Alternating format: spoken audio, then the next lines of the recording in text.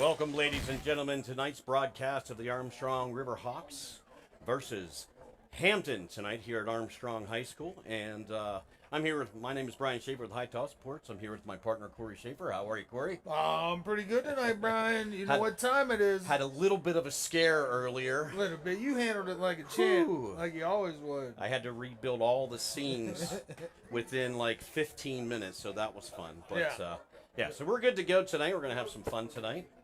But before we get started, we would like to talk a little bit about Mr. Colton Bureau. At High Top Sports, we extend our heartfelt condolences to the family of Apollo Ridge Vikings football player, Colton Bureau, who tragically passed away earlier this week. In this time of sorrow, we want to come together as a community to help ease the financial burden of funeral expenses and related costs. During tonight's broadcast, you'll see a ticker at the top of your screen with a link to the GoFundMe page created to support Colton's family. I had the privilege of getting to know Colton this past summer, and all of us at High Top Sports are committed to honoring his memory while supporting his loved ones in any way we can. We invite you to consider contributing to this campaign as a way to both honor Colton's life and help his family through this difficult time. So thank you, and if you get a chance, you can look at the ticker at the top. It has the link to contribute towards this GoFundMe. Absolutely. It's a good cause to help out a local family in a time of need. Any amount would be much appreciated. Absolutely. Thank you all. Thank you. We got about 2 minutes, 49 seconds until game time. So we will be with you just shortly. As the Riverhawks are about to hit the field, let's check it out.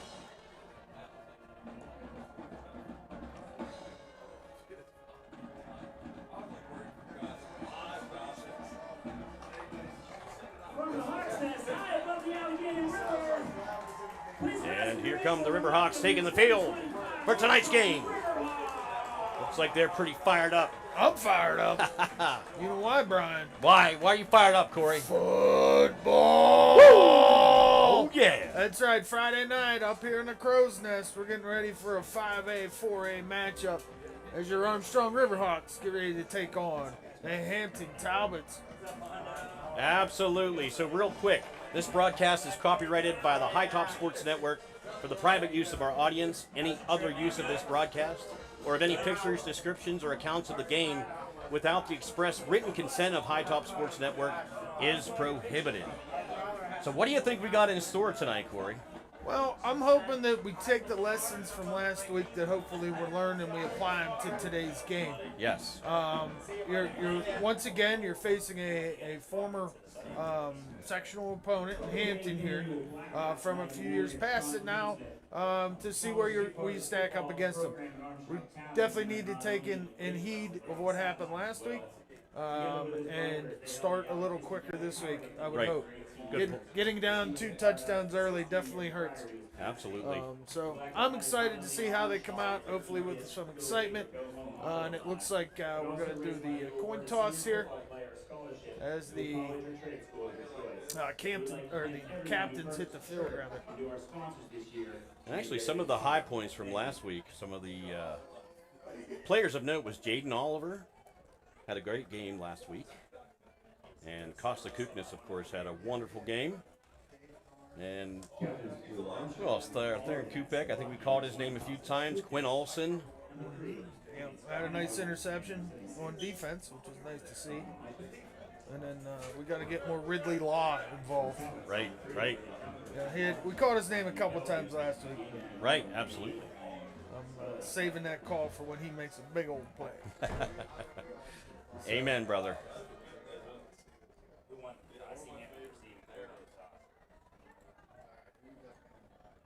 Got about 10 seconds before the game is going to start here.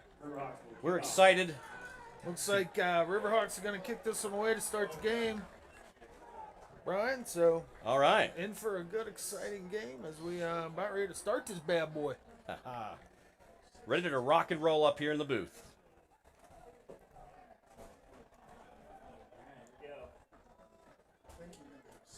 And Armstrong is getting ready to kick off here. It's a beautiful night. It actually feels like football weather tonight. Are you broadcasting face cam right now? No. Oh. Not yet. Not yet. Oh, it's on my screen. So Yeah. I'm like, are they looking at my we need to give you the right screen then, face? Corey. There you go. Hey, that's better. Yeah, All right. exactly. Sorry. Technical hiccups probably going to happen, but we'll fix them as quick as we can. Well, considering rebuilding the all of the scenes right before the game was interesting. So we're ready to rock and roll. We're ready to roll.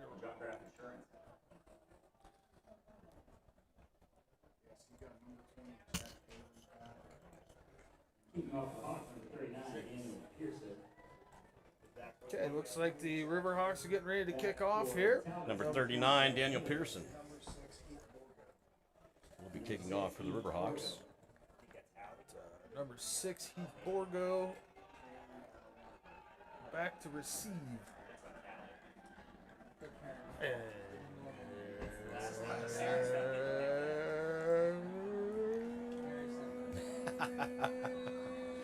away we go. And here's the kick. Decent kick by Pearson. Picked up by Hampton.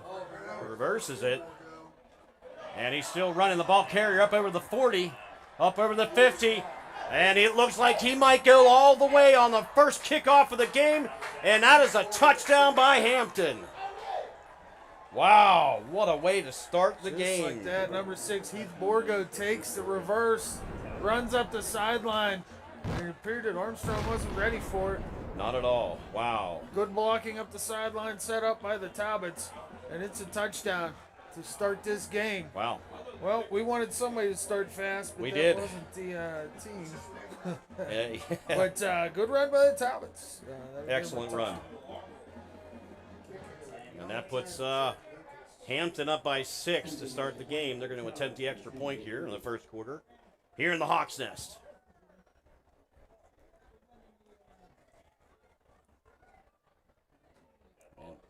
Had to get the ball from the ref. Here we go.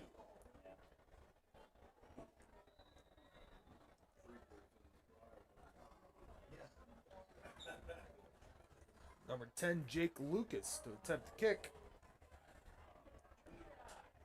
Here's the snap. And the kick is good. That'll bring it 7-0. Hampton. Hampton early on here. Only Quick 13 score. seconds gone, and well, maybe we're in for a barn burner, Brian. We might be. I mean, on a nice, what's gonna be a nice chilly evening here up in the Crow's Nest or Crow's Nest. The Hawks' I knew Nest. I was gonna do it. I knew I was gonna do it. Yeah. I almost said it like 3 times last week. Right. Up in the Hawks' Nest here. Amen. We're in finally, so we got some football weather. We do, brother. We got football weather. We're going to be airing a new segment tonight on the broadcast, and Yeah, wasn't my choice, but it wasn't my choice. I had to rebuild that scene too. yeah, 10 minutes, 15 minutes. yeah, that for was the game. important, right? I know it was. We got to get that one in there. Yeah. Thanks to all our sponsors tonight, by the way. Brian will be reading their names later because I don't like Absolutely. to read. You don't like to read. Our sponsors tonight: Olsen Chiropractic, Sprankles Neighborhood Market, Richard G. Snyder, Steffi's Country Catering, Schaefer's HVAC, John F. Graff Insurance, River Forest Country Club and Grill, Nikayla and Photography, Ryan Bowser State Farm, and Steiner Sacco Law. So thanks to all of our sponsors tonight. I'd like to give a personal shout out to our commissioner Pat Fabian and Bugsy's Pizza, who Thank you, provided Pat. the food today for the booth. Very nice as the kickoff was returned. So about the 25. And that kick was from number 10, Jake Lucas from Hampton. And by the way, Hampton's in 4A, section 4, or not section, but they're in the 4A. And Armstrong competes in 5A. Yeah, and that was Caden Lewis on that return there. Get the Hampton touchdown off of there. As I talk to myself. Okay. I tried to get someone to come up here to help tonight with the scoreboard, and you could probably guess who I asked, and Yeah. he didn't come. So one of these days. What's right? Christina offered to help, and I'm like, Oh. no. She's probably listening, going, "You're an asshole." Right. All right, so Armstrong will have their first possession of the game here with 11 minutes and 39 seconds remaining in the first quarter. It is 7-0 Hampton over Armstrong. Fake pass from Oliver. Oh, fumble on the play. And Hampton appears to get it back.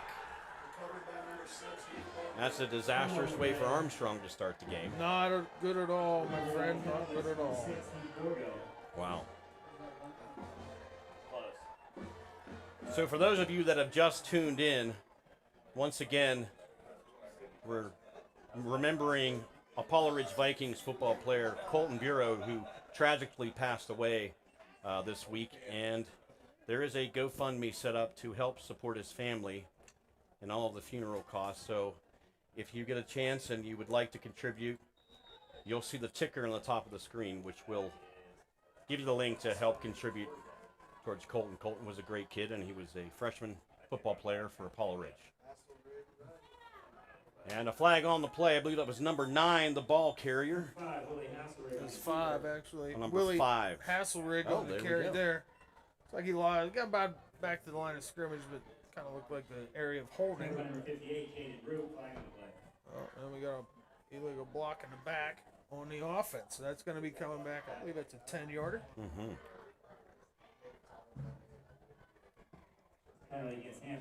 Beautiful weather up here tonight, Corey. It is. It is. Much better than last week. We were in a hot box. I know. I actually wore pants tonight. I did too. I know. Pants. I brought a jacket. Yep, absolutely. And the stadium is at capacity tonight. A lot of people in the crowd. Last week was community night here at Armstrong Stadium. And tonight it looks to be just as packed.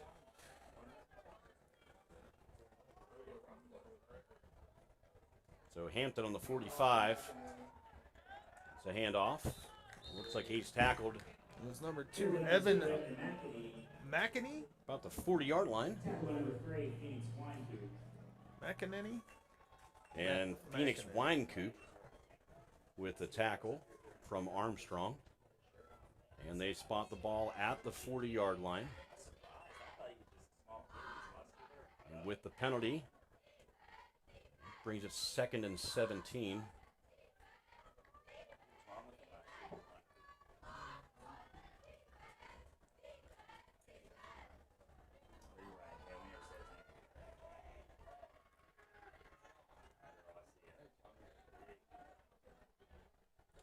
Scrambling to his left, looking downfield. And he's second as a fumble out of bounds. Fumble out of bounds. Excellent play on D there. Wow. That was number 5, Willie Hasselrig, got smashed to the ground. And he was met there by Parker Thomas, number 77. I saw there was a blocky fly in there too. So way to get to the ball when he got outside. They stormed it. A little bit of breakdown in the offensive line. It was obviously a rollout. Excellent coverage downfield, which allowed that to happen. Quarterback number 5 was lucky there. He fumbled it out of bounds. But it brings up a long. This is where Armstrong struggled last week on these long third downs. Right, very true. So it's very important that this defense stands up. So it's 3rd and 24 for the Hampton Talbots.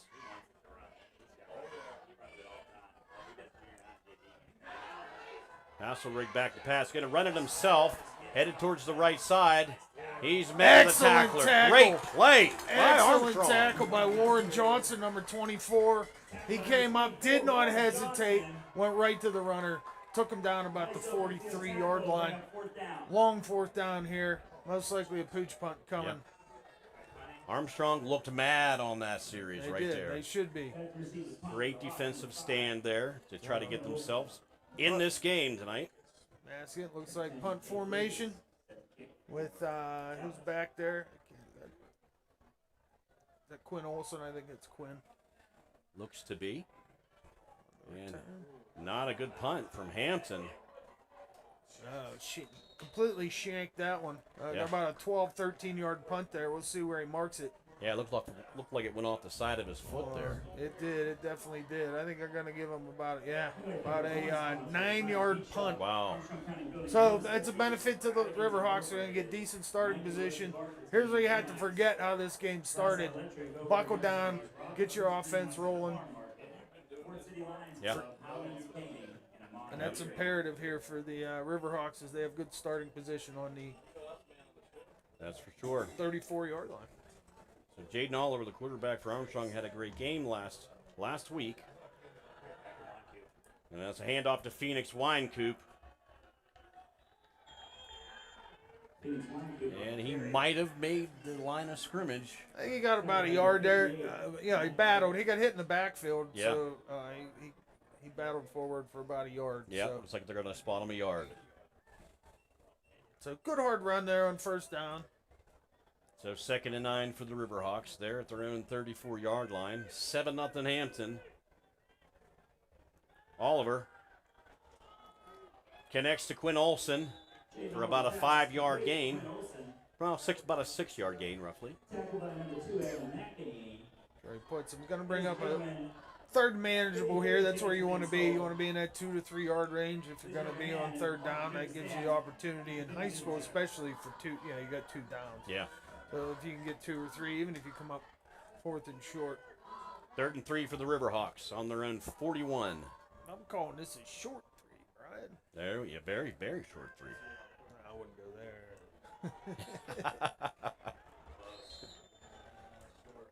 And it looks, not sure if he looks like he's short of the first down. Yeah, he got about a yard there, bringing up a 4th and 1.5, 2 yards. It's probably a long one. Yeah.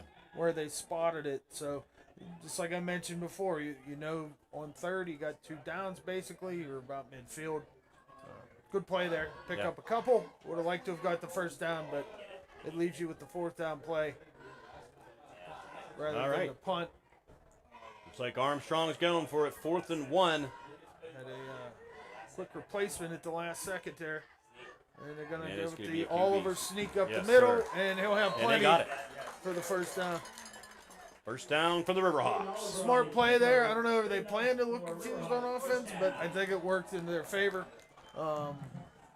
when it comes to the Hampton defense. They just weren't ready for that quick snap. So, good play. New set of downs. Amen. 1st and 10 for the Riverhawks on their own 46-yard line. Just over 7 minutes to play. And Oliver. To Costa Kootenai for about a 5-yard gain right up the gut there. Good quick run. Yeah, Costa had a good week last week. Yes, he did. Seems like they're trying to involve some more running backs early on. Right. Which is a good thing because you're going to need them. We have a long season ahead of us. Good point, Corey. 2nd and 6 for the Riverhawks. At the Talbots' 49-yard line. Their standard 3 wide with 2 back set up. And Oliver hands off. Another inside handoff to Kootenai again there. He got about 4, bringing up another 3rd and manageable. Got 3rd and less than 2 yards. I like what we're doing here, going back to the run. Yeah.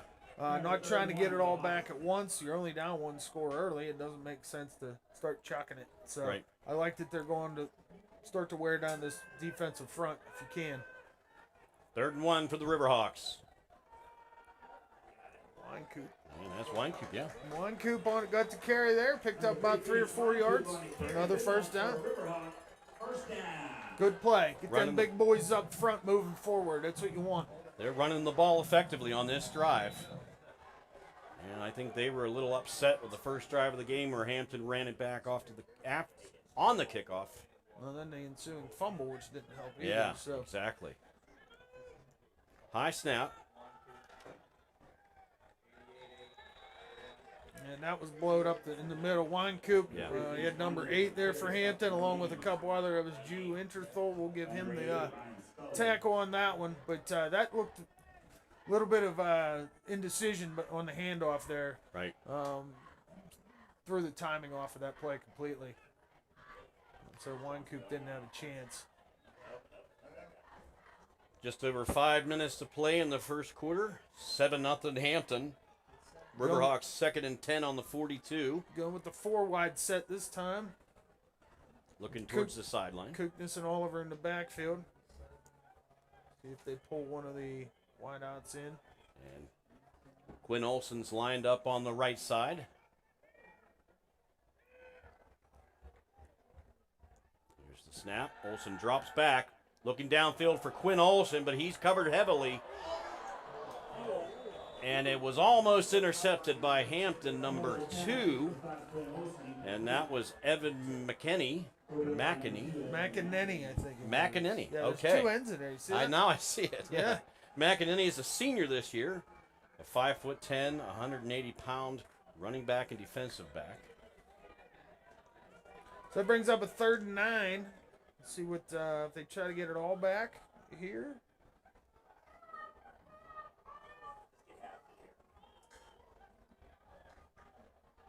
Four minutes and 56 seconds remaining in the first quarter.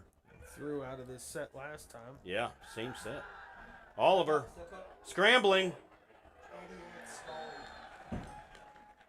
Picks up maybe 5 yards, 6 yards on the carry. 3 or 4 there, I think. It's going to bring up 4th and 5 or 6. 4th and 6. They got 4 yards on that carry. Yeah. Being you're kind of in no man's land here, you have to go for it. I would, even though it's the first quarter. It looks like Armstrong may take a timeout, or no, looks like they're bringing in the punt boys. Yep.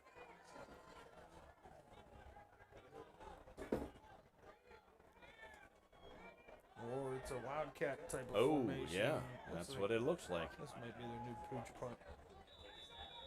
And somebody's taking a time. Yes. It's like Armstrong's Timeout. going to take a timeout. Which means I get to play with my new scoreboard. And while we're waiting for the teams to come back on the field, we're going to talk a little bit about Schaefer's HVAC. Now in its 50th year of operation, Schaefer's HVAC Incorporated in Katanning has been a leader in heating and cooling solutions and serves thousands of families and businesses in Armstrong, Allegheny, Butler, Indiana, and Westmoreland County with promptness and integrity. Schaefer services all major brands of furnaces, air conditioners, and hot water tank systems, and they pride themselves on customer service and their ability to deliver goods and services. Schaefer's offers warranties. They're fully licensed and insured, and they provide emergency service should you ever need it. Call Schaefer's HVAC Incorporated at 724-543-2615 for your free in-house estimate today. Thanks to Schaefer's for being one of our awesome sponsors that help us provide this broadcast free of charge. Long-time sponsor. Yes, sir. All right, the Riverhawks, 4th and 6 on the Talbots 38, 4 minutes, 11 seconds remaining. And they will punt the ball. That looks to be a very, goes out of bounds. See where he marks it.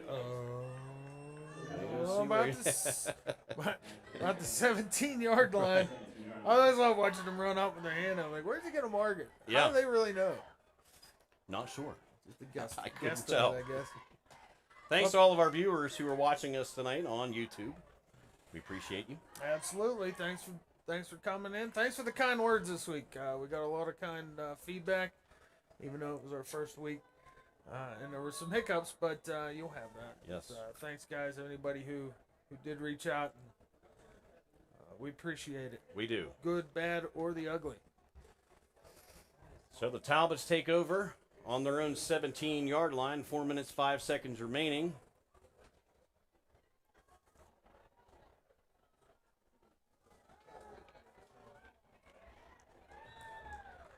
That's a decent run by the Hampton. Jack Hawley, or Halley, senior, tackled by number 8 there for Armstrong, Xavier Williams. Good little run on first down. They had run in a different package there. More of a Wildcat style, it looks like. They're running a 2 tight end. Number 6 goes in motion. And the ball carry is number 6. Has one block. Brought down. Teeth Borgo, who looks going to get a lot of the carries tonight for the Talbots. They're going to spot Very the ball active at early. 31-yard line. First down. And they did get the first down. 1st and 10 for the Talbots. About 3:24 left in the first quarter here. Almost in second quarter. Yeah. Oh, I'm thirsty tonight, Corey. Yeah.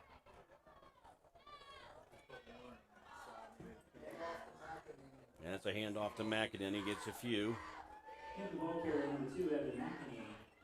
Anything interested you doing for the Labor Day weekend? Not much. I think we're going to hang loose. Well, we have a birthday party to attend tomorrow evening.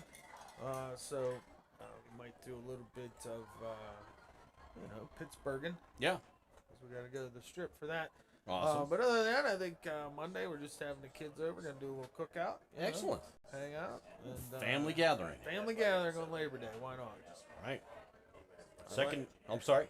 That's all right. I like it lazy. Oh, great run. And the Hampton running back. Number 20 again. That's Jack Halley. It's about a 25-yard run. Busted right up the middle there. Great run by the Hampton running back. What was his name again, Corey? That was Halley. Halley. Jack, right? Number 20, Jack Halley. Yes, sir. So that gives the Talbots a first down at the Riverhawks 47-yard line, excuse me. Correct. About 2 minutes to play here in the first quarter. 7-0 Hampton. They got their large package in there for sure. Yep. And Halley's going to keep it himself. About another 7 yards there. Yeah, it seems they're running a Wildcat type offense at this point. Loaded heavy to the right side. They have 2 tight ends in there. Now they're going to shift them to the left, it looks like. But that's the jumbo package up front. 6 linemen. They picked up 7 yards, so 2nd and 3 for the Talbots. Another good run, and they picked up the first down on that run. Minute 28 remaining in the first quarter. There's McEnany again on the carry. Couldn't tell if that was Donovan in there in the tackle or not. Hutchins. Yes, sir. Yeah. He was near the ball. Yes, sir. Even if he wasn't, you got to say his name. Right. First and 10 for the Talbots on the Riverhawks 34. Number 6 is in motion. And a handoff again. Riverhawks tackled him pretty quickly. Dustin Kerr, number 15, so a new carrier there. He comes up limping a little bit on the carry. Gained about 2 there. yards. Yeah. So that brings up 2nd and 8. Talbots have not been passing much so far. It's been a run game primarily for the Talbots. You know, at this level, if you can do that and take the ball up and down the field, there's no need to put it in the air. It's playing to the strengths of your team. Obviously, they think they got a good offensive line. Yeah. And some good backs, and that's the way they're going to go. 2nd and 8 for the Talbots. Kerr again on the handoff. Got about 5 or 6 on that one. Gonna bring up a short 3rd and 1 or long 1, maybe 2. So Dustin Kerr, number 15 for the Talbots. It's about a yard and a half. He's a 5'9", 175-pound senior. A lot of seniors on this Talbot team. And that'll do it for the first quarter, folks. 7-0 Talbots over the Riverhawks. I'd like to announce the blue collar ticket winner for the end of the first quarter. So what do you think, Corey? What's your assessment so far? Well, so far, I mean, you can chalk that return early up to nerves or what have you. Both teams seem to be settling in a little bit. The first offensive possession of the Riverhawks, obviously, with the fumble. Yep. But the defense helped them out, quickly forced a punt. And then the Riverhawks put together a decent drive. It stalled around the 35-yard line, and then of course, they had to punt again, but it looks like Hampton's starting to press on them a little bit with this running game and this jumbo package with basically essentially 7 linemen. So, right. They're going to their strengths. I think that the Riverhawks eventually are going to need to lean on theirs as well to keep this game close early. That's imperative. So we'll see what happens here in a second. Just much like last week, it may take the Riverhawks a quarter or 2 to get rolling. But I'm anxious to see what happens here in a second. Right. I'm going to have to do another little fan cam action tonight. Oh, fan cam. I forgot about fan cam. One of our buddies here that was really into it last week. Yeah. He was having fun. He was passionate. Second quarter. There we go. Still getting used to the new scoreboard. Right.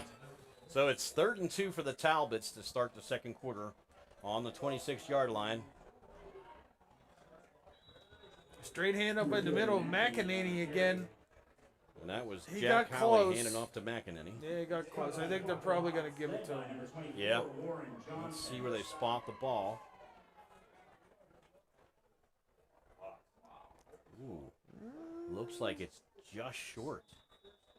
Yeah, let's see what the chain guys do. Yeah, Oh, here we go. Are we bringing the chain guys I think out? they might be bringing the chains out. There's no way. Are they doing it? There's no way they're bringing the chains. Yes, they Oh, are. they're They are bringing the out. chains Oh, out. I've waited all my life for this. Here it comes. Come on, stay on your feet, fellas. You know, it's interesting that even in the NFL, that there isn't. Well, there is the technology. Well, they're doing it this year. Are they doing it this year? They are. Oh wow. Yeah, they tried it out in preseason. Interesting. It's like the tennis, like the. Ooh. Okay. And looks like he's short by about half a football. Yep, he is short. Wow. Going to bring up a fourth and about a foot Yeah. on this one. But yeah, so in the NFL this year, they went to it's the same company that does the tennis. Okay. You've ever seen the tennis Yeah, replays? I know what you're talking about. And it's similar because Yeah. it's digital. So while they still have on the sideline, you're still going to have your chain guys. Okay. They're not going to actually come out on the field anymore. Interesting. Yeah, they tried it in preseason. I didn't watch it in preseason, but And the Hampton running back does get the first down. and a good bit more. That was too easy. Dustin Kerr right Yeah. up the middle. Got himself about eight yards there. Giving Hampton the easy first down. Good run by Kerr. So Hampton's knocking on the door here. 1st and 10 there at the Riverhawks 18. Hand off to Kerr again. Another tough run. That time he gets about another 8 yards. Wow. So they're using what was that, third or fourth runner? Yeah. Anyway, so Yes. we've called in the background Mhm. or in the backfield on the run. So they're using a little bit of everybody. Smart early in the season. Get all your running backs under, and then if you have that many you can count on, you can essentially wear down any defense. Yeah, so Kerr picked up 6, 2nd and 4. Hand off to number 2 from Hampton, running on the left side. Brought down at about the 5-yard line of the Riverhawks. That was McEnany again, going back to him, and he gets another 7+ yards Wow. on that one. So it seems every play seems to be about a 7-8 yard run at this point. Riverhawks really got to buckle down. Yeah. With their end zone right at their backs. Gonna have a 1st and goal here, about the 6-yard line.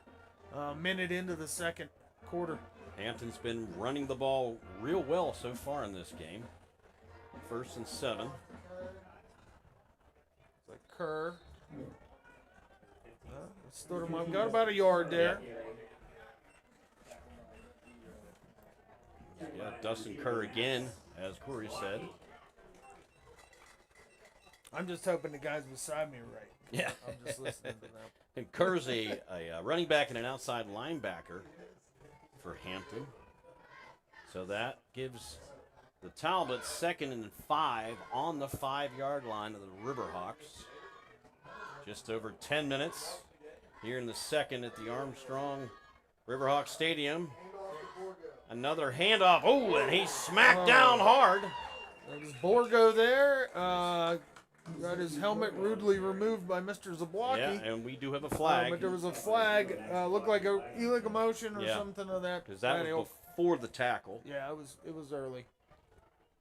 So we'll see what they call. That's a hold. Quick hold on that Holding. one. So that'll take him back 10 yards, yep.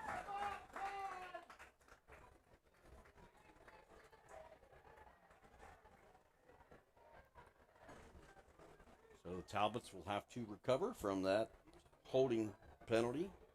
Back them up 10 yards. Puts him in a 2nd and goal position here from about the 18, 19-yard line, 19. somewhere in there.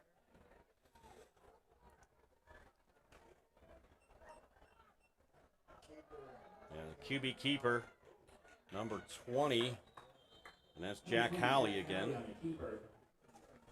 Got about 5 yards back there. It's going to bring up a long 3rd and goal from about the 15 of the Riverhawks. Yeah. So big play here early. You're down 7-0. You want to hold them to at least a field goal attempt if you can. Not sure how Right. kind of kicking game Hampton has. It will seem like they're on the extra point. He can boot it. So Yeah. I think it'd be ample to try one here if Amen. they can't get the first or the touchdown, rather. So Hampton, 3rd down and 14 on the Riverhawks 14. That's Halley. Lined up in the shotgun, drops back, looking towards his right, has to scramble, and he's sacked. He's sacked. Max At the- Zablocki in there on that one, along with Parker Thomas got the assist. Max Zablocki just head down right to the quarterback. He didn't have a chance. Sacked him at the 25-yard line of the Riverhawks. Yeah, lost about 7 there. So it's going to bring up a long field goal attempt of about 42 Wow. yards. This will be a long one in high I'm school. going to back up for this one. Yeah. There we go.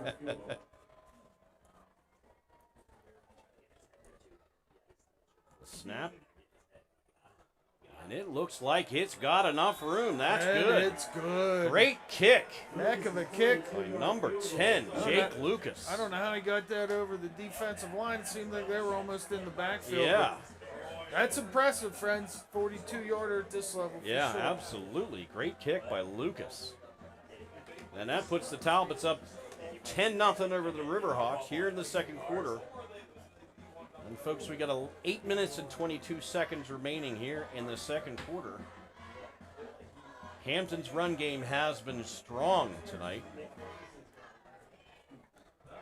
Quite a few different running backs getting the ball today. Yeah, they're sharing it, keeping their guys fresh. That offensive line are playing the jumbo package. Now there towards the end they did a little bit different package when they had to throw the ball, but it's pretty obvious early they're going to be a ground game Yeah. type of outfit this year. Mm-hmm. Yeah, I'm anxious to see if they get in those types of situations, what type of passing offense they do have. Yeah. It's going to force the Riverhawks to come up to the line, so it's going to open up some stuff in the back end. So we'll see if they can capitalize on it. So Hampton will be kicking off to the Riverhawks at their own 45. That's a great kick. Fake the reverse. And Caden Lewis on the return. Caden Lewis Caden Lewis. on the return there, easily tackled out about the 24, 25-yard line. So that's where Riverhawks will set up here with 8:17 left in the second. Riverhawks only have 4 seniors on their roster, and Hampton has New quarterback. looks like Hampton has 11 seniors on their roster. It looks like we have a change of quarterback here, Oh, Brian. wow. Yes, we do.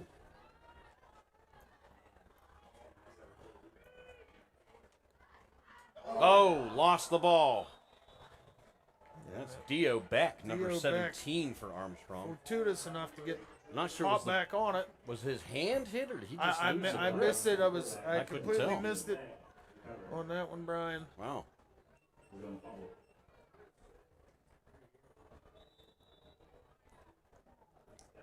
So we'll see what happens. Not Yeah. sure if it was a coach's decision or if Jaden got dinged.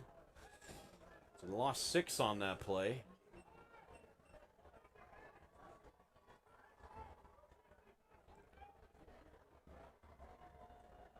So it brings the Riverhawks back to the 18-yard line. It's where the refs have spotted the ball. So what's that? Second and 16. Yeah. Looks like. 7 minutes, 55 seconds remaining until halftime. 10-0 Talbots.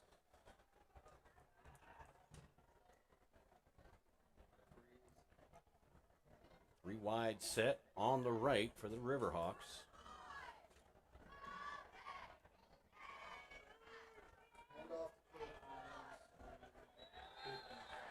Like Koopness for a yard or so Yeah. up the middle. So we're going to bring up a long 3rd and 15.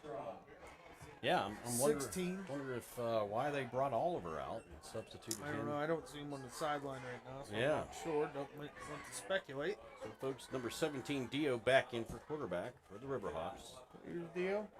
Number 17. What year? Oh, sorry. And Beck throws an interception to number 7 by Hampton and runs it in easily. Andrew Carr was wide open on that one. Wow. Unfortunately, Dio must not have seen him. No. Threw the ball ill-advised.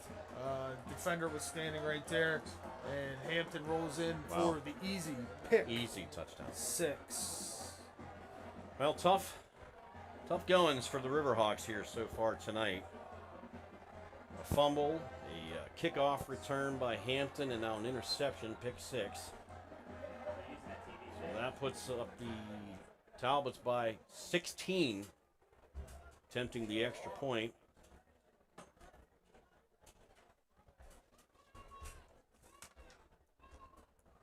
And number 10, Jake Lucas, to attempt the extra point. Number 20 is the holder. And the kick is good.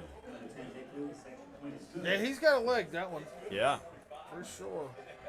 So He almost hit the scoreboard with that extra I point. know. 17-0 Talbots. Looking all over the Riverhawks with the run game, and their defense has been playing strong so far. So with 7:02 left to go here in the second quarter, it's imperative that the Riverhawks put a good drive together Yeah, here. they got to get something started. Absolutely. Plenty of time left. It's tough bringing in a new quarterback. Well, let's see what the Riverhawks can pull out of their bag of tricks for this series. Bag of tricks. Yes, sir. See where you went there, Brian. There it is. There you go. That'll wake up the devil, that awful thing. That's right. That's my fun sound. I got to switch up the sounds. I'm going to get some new sounds. Yeah, downloaded. why don't you do that? I'm going to do that. Something that's not from 2002. Right. Well, there's a couple preloaded ones on here that were just awful. Yeah, I'm So sure. I had to get rid of those. you know what I mean. We'll get in the sound studio and make our own. How's that? It's a laughter. Talbot's kicking off to the Riverhawks. And they reverse it. No, they don't. Fake reverse. He doesn't get much of anything. It did not work whatsoever. So Caden Lewis on that return. He got taken down about a 14. It looks like he's a little He shook up a little bit. dinged as well. Limping off the field. With the Riverhawks, no time for crying. Right. You got your 1st and 10 here on the 13. Time to get rolling. My knee hurts just looking at that play. Yeah, every part of my body looks at just any of these kids in, in the pad. Like putting these pads on would hurt. Yeah. Just getting them on. But so here we go. Here we go. 1st and 10 for the Riverhawks. On their own 13, 6 minutes 56 remaining in the second. And there's a scrum. Hand off to Kugnes. Yep. Looks like he got Maybe a yard? no, I don't think he got No, anything I there. don't think so. He might even lost Might have half got a yard. one. Yeah.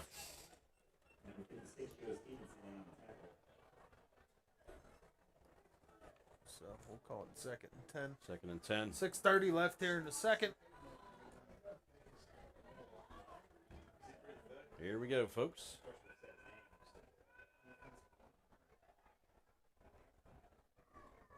And he might be changing the play, not sure. Number 17 back to pass. Ooh, almost intercepted again by number 6 from the Talbots. That's Heath Borgo. That was Dio back throwing right into coverage. Xavier Williams out there was the intended receiver. Pretty much tossed up for anybody to get. Yeah. So 3rd down and 10 here. Another passing down. So we'll see what Mr. Beck has for us. Get the nerves out. First game, Yep. Shake the cobwebs off. Sure. Thanks to everybody who's online watching us on YouTube. We appreciate it. We can see the chat, so if you want to give us a shout out, we'd appreciate it. Dio Beck dropping back. Pass is complete. Come on. And the ball carrier gets it. Screen pass to Koopness. I believe he got enough to get it. my It's friend. close. Looks like they might. Yes, Yeah, they he's give giving it to him. So First down, Riverhawks. good little 11-yard screen pass. That's the way to keep those linemen at bay. Yeah. They were coming in, jamming up the front, dump one in behind them, get yourself 11, 12 yards. It's a good play. Here we go. Riverhawks first and 10 on their own 24. Beck hands the ball off. Looks like he gets about 5 yards on the carry, 6 yards on the carry. Koopness, again, the ball carrier. Good run by Koopness. Yeah, it's a good first down game there. That's kind of what they've been missing. They've been in that 2nd and 10, 2nd and 11. Got to get them 5-6 yards on first down. At least get positive yardage. Yeah, absolutely. We got 5 minutes and 20 seconds remaining here in the second quarter. It's been all Hampton so far, 17-0 over the Riverhawks. 2nd and 3. And Beck hands off again. Koopness following his blockers. Yep. It's taken out of bounds about the 40. And there's a flag on the play. Might be a late hit in sportsmanlike Not conduct. sure what Let's happened see. there. I know that his number, Quinn Olsen wrote his guy. I'm not sure if they got Quinn a little bit after. Well, the or refs if are they got, discussing it. It's a possibility. He was tangled up with number 20, Jack Hawley. For Hampton, it looks like Hampton's going to be on going to Hampton. be against Hampton. So Hawley did something out of bounds there that he Yeah. shouldn't have. I missed it because we were going to I scrum did here. too, yeah. Personal foul. Personal foul. So, That'll give the Riverhawks 15 tacked on to the play. so huge play there. In two respects, you got the first down obviously on the run, but tack 15 on. Right. Good tough play. For sure. So that gives the Riverhawks the first down. Looks like Hampton's going to take the timeout. So are we. We're going to take a quick commercial break. Nicola Ann Photography is a professional photographer with studio locations in Katanning and Lawrenceville, specializing in newborns, children, senior photos, families, and sports teams. Give her a call today at 724-388-8949.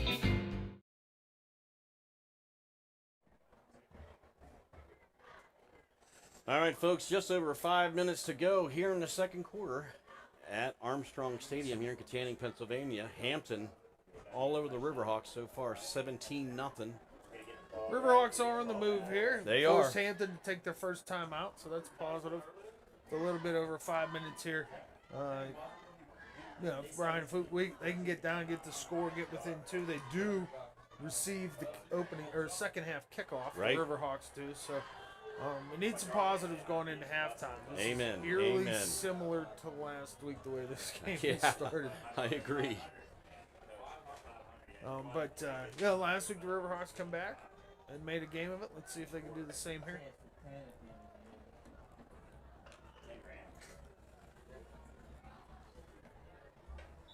All right, folks, first and 10 for the Riverhawks.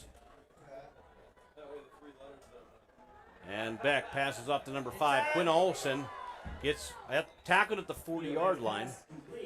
Yeah, it's a good play there. Yeah, 5-yard gain. 57, whoever the tackler was on that one. That was Jack Hawley on the tackle. Nice tackle because he looked like he had a good 10, 15 yards in front of him. He got out of that tackle. So good run by Olsen on first, though. Get that 5 yards. 5-yard gain from the Riverhawks. That'll be 2nd and 5 on the 40. Beck. Hand off to Koopness. Koopness again. Yep. Like he got maybe just short. Just short, about half yard short of the first down. So it's going to bring up a third and extremely short here. Yeah, 3rd and 1 here. I would expect QB, run up the middle here. Right.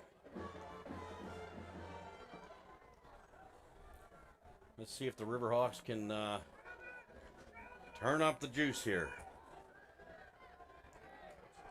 3rd and 1 for the Riverhawks. Just under 4 minutes to go. And that's a handoff to Zablocki. I'm sorry, Kuknis, not Zablocki. Kuknis again. A nice 3-yard. Zablocki was in there. He so- was. It was, yeah. Numbers aren't my thing sometimes. Yeah. You know. Well, You know. that's fine. I'm here to keep you straight. Luckily, I'm listening out of one ear to the spotters and the other ear to you. Yeah. I got you. Try. Right.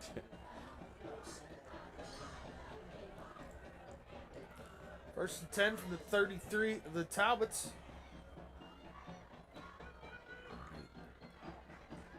Dio Beck hands off to Kuknis again. Wow, he's tackled hard just past the 35-yard line.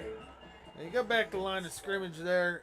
Once again, he was met in the backfield, fought for what he could get, fell forward for that to get back to the line of scrimmage. But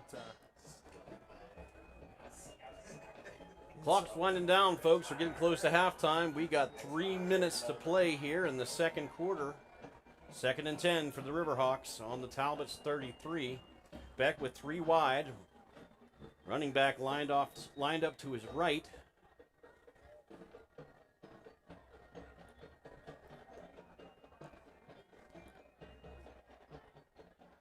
Here's the snap. Dio Beck drops back, looking downfield, and pass. Not a great pass thrown to number 7, Theron Kupik. Incomplete pass. got to catch that one. Though, Yeah, Brian. that's It's true. at your You do. knees. Yep, you need that. You need I know those it's not a yards. great pass, but when your team's down Right. on a second and long, you need to make that catch. If it hits you in both hands, that's the way I look at it. Right. When it hits you Yeah. in both hands, you should probably catch it. Right. Good point. Good point. It was a little behind him. Though. Yeah. 3rd down for the Riverhawks. 3rd and 10. The Talbots 33. Beck. Pass is complete. Side screen, lots of blockers. Great room, lots of room to run. Breaks a couple tackles. And he's tackled close to the 5-yard line of the Talbots. Great run by the Riverhawks. Absolutely. This might be what they need to get the engine rolling. Trying to put their foot on the gas pedal. Kupek on that run, I believe. All right, folks. First and goal for the Riverhawks. Just over 2 minutes to play here in the second quarter. 17-0 Talbots. Dio Beck in the shotgun formation. Get on it. Fumble by the Riverhawks. Bad exchange there Yeah. between Beck and Winecoop. Interesting they bring Winecoop in. He hasn't run the ball at all on this drive. Right? So Winecoop comes out. And Kupnis comes back in for this play. 2nd and goal just inside the 10 now.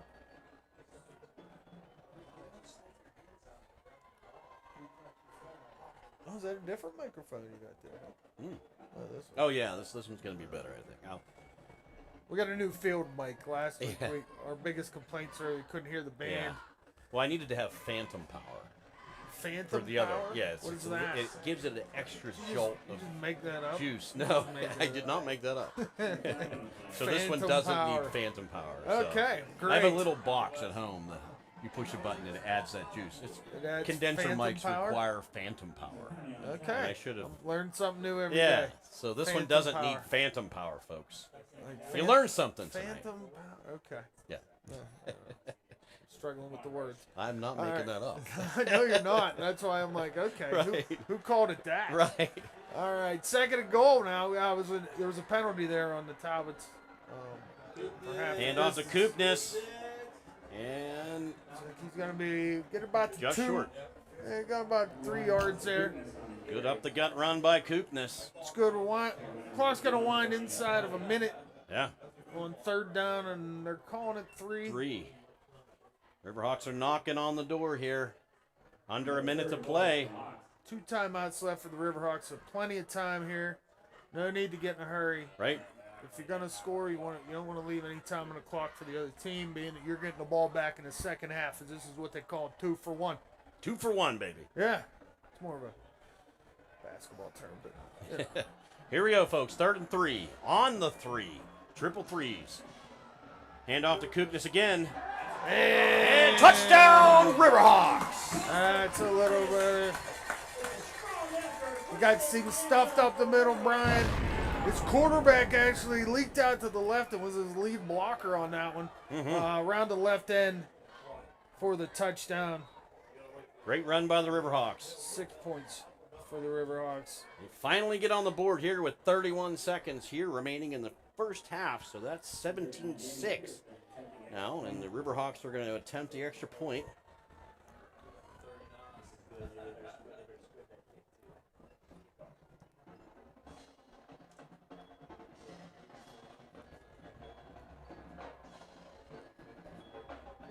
And snaps down. And the kick is good. All right, the extra point is good from the Riverhawks. 17-7 now. 31 seconds left, so we will have to kick it off. But it's good to see them battle. It was a good drive. A lot of positives it takes from that. You kept it on the ground. You got your new quarterback into the game. He seems to be in it.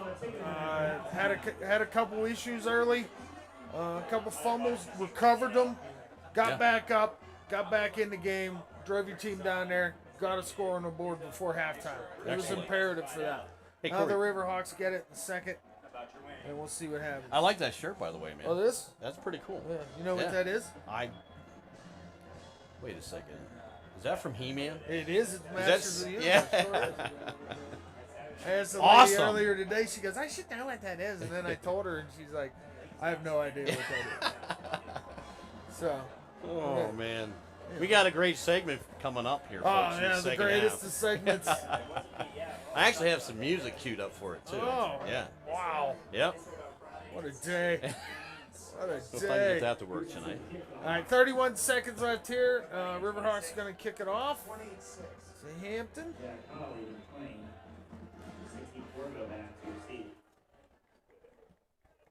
And here's the kick. Squib kick. Hampton. It's a little holding there. Nothing called.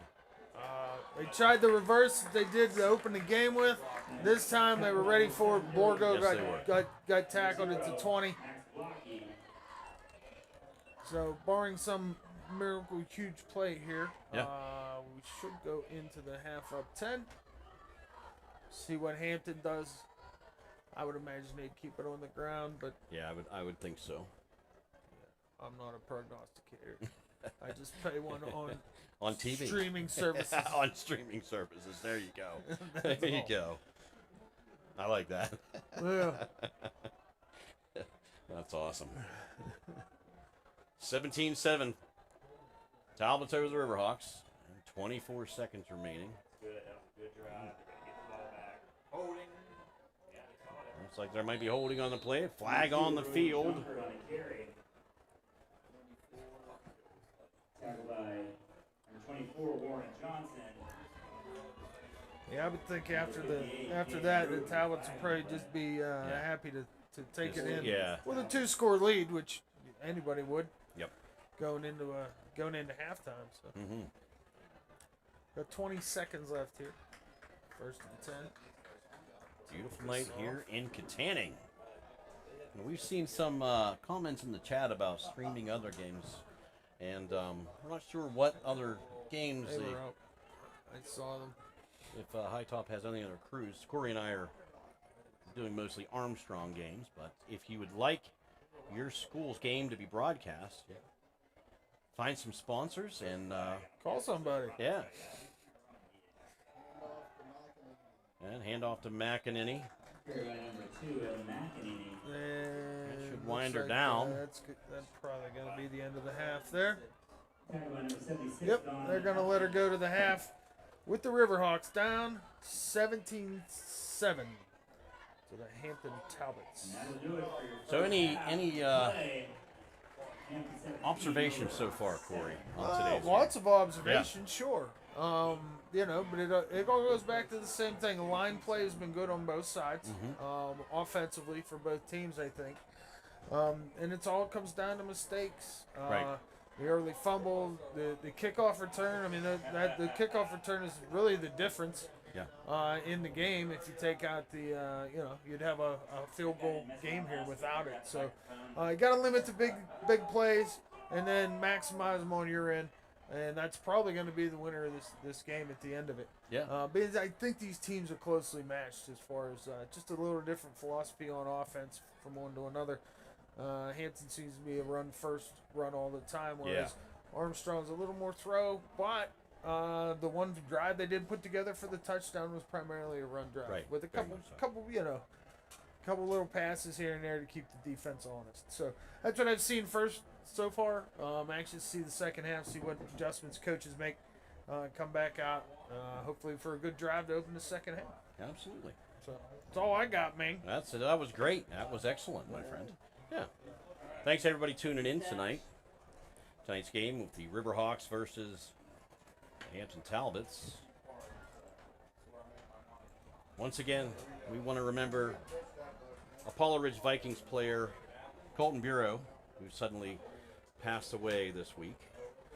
And at the top of the screen, throughout the game, we're going to be showing a link to a GoFundMe to help his family cover the expenses of his funeral. So Colton was a great kid, excited to play football this year, and unfortunately is not able to. And so we're just hoping the Vikings have a good game tonight. I know that. Yeah, so that's got to be tough for them. Yeah. The teammates, our heartfelt goes out to the family and friends in the whole Apollo Ridge area. Right. Any amount that you could give would be much appreciated to try and help them out in this difficult time. Or even if you just send them a note saying that you're thinking about them. Absolutely. I'm sure that would be much appreciated too. It totally would. So thank you, everybody. And like I said, the ticker will be at the top of the screen here throughout the game. And if you would feel like you would like to contribute, I'm sure that the family would appreciate it. So we're going to get ready for the halftime show and give us a few minutes, and we're going to get the mic hooked up, and we will be right back at you with the... It's a new mic.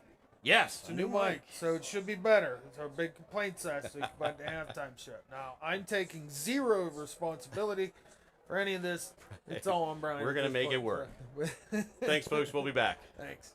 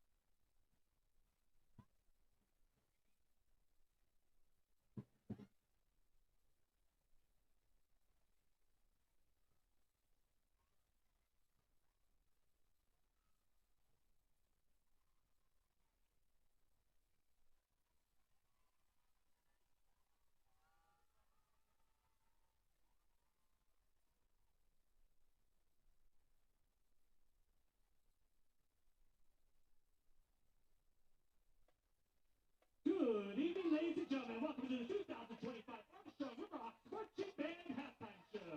Tonight, for your listening and viewing pleasure, the Armstrong Riverhawks Marching Band will be performing this year's halftime show, Sounds of the South, featuring American Barn Dance, Take Me Home Country Roads, Tennessee Waltz, and Rocky Top. As the band highlights and celebrates songs they prepare for their upcoming trip to Pigeon Forge, Tennessee, and Dollywood this upcoming spring. The band is under the leadership of drum majors Marley Smith and Max Petrosky, and drum captains Eli Stanko and Austin Quinn.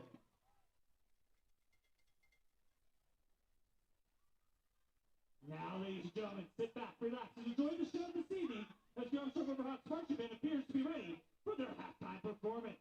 Drum majors Matt Petrosky. Is your band ready?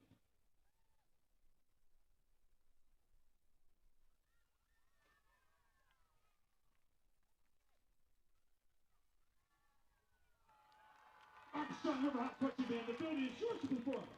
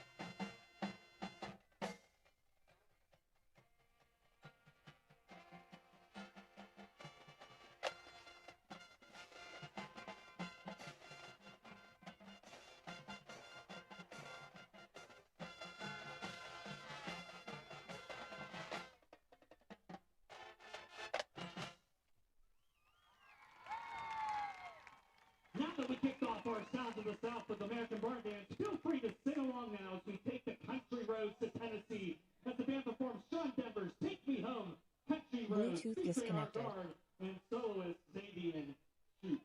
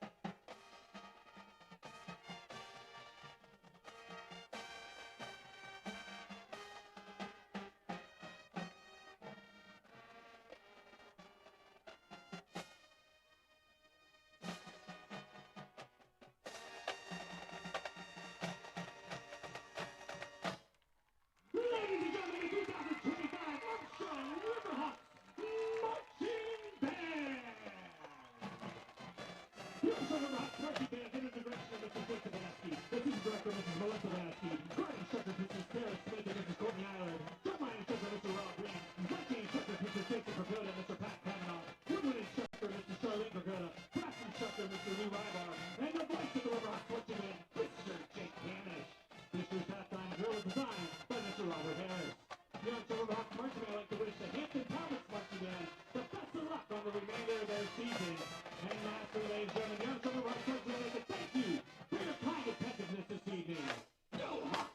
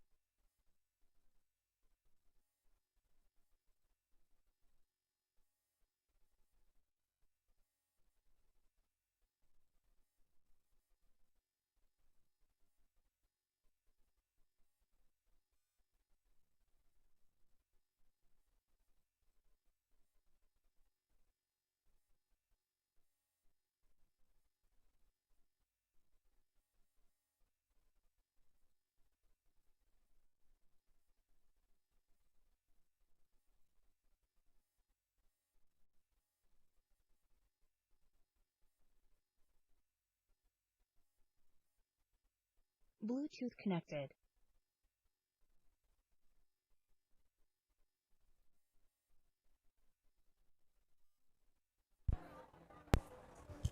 All right, folks, we're back with you about just under a minute before the beginning of the second half. Armstrong's getting stretched out, ready to rock and roll, try to see what they can come up with here in the second half of the game. Yeah, we're slamming pizza into our gullets at halftime here. Yes, we are.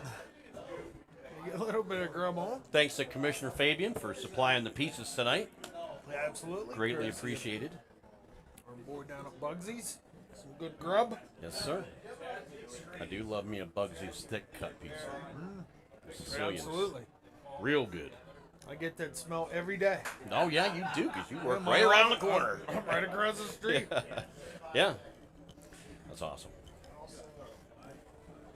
What do you think, Corey? Should we unveil our new segment tonight? I don't know, Brian. I think we're going to have to do that. Here we go.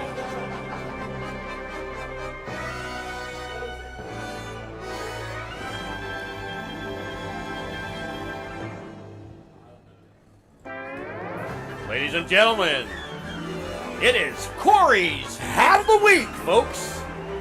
This is where we're going to see what hat and what interesting hat Corey brings each week to the game. So let's take a look. Corey, show us what hat you got on tonight, my friend. All right, this week we brought an original Charlotte Hornets hat, old school, new era. So Nice. we're going old school with this one. Yeah. Back in the day, Charlotte Hornets, original, one with the purple and the blue. So, So ladies and there you gentlemen. have it. Oh wait. We gotta see that hat again because I don't think I had the right transition. You Oh, gotta show them didn't the have- hat again. You didn't have the fake. No, boot. I You did had not. it. Here we So go. tonight we're doing Charlotte Hornets, OG. Yeah, Charlotte OG. Hornets, by the way. Yeah, So pre-ball that was- cats and all that stuff. Corey's Hat of the Week. There you go, hat of the week. Brought to you by me. Brought to you by Mr. Corey Saber. That's right.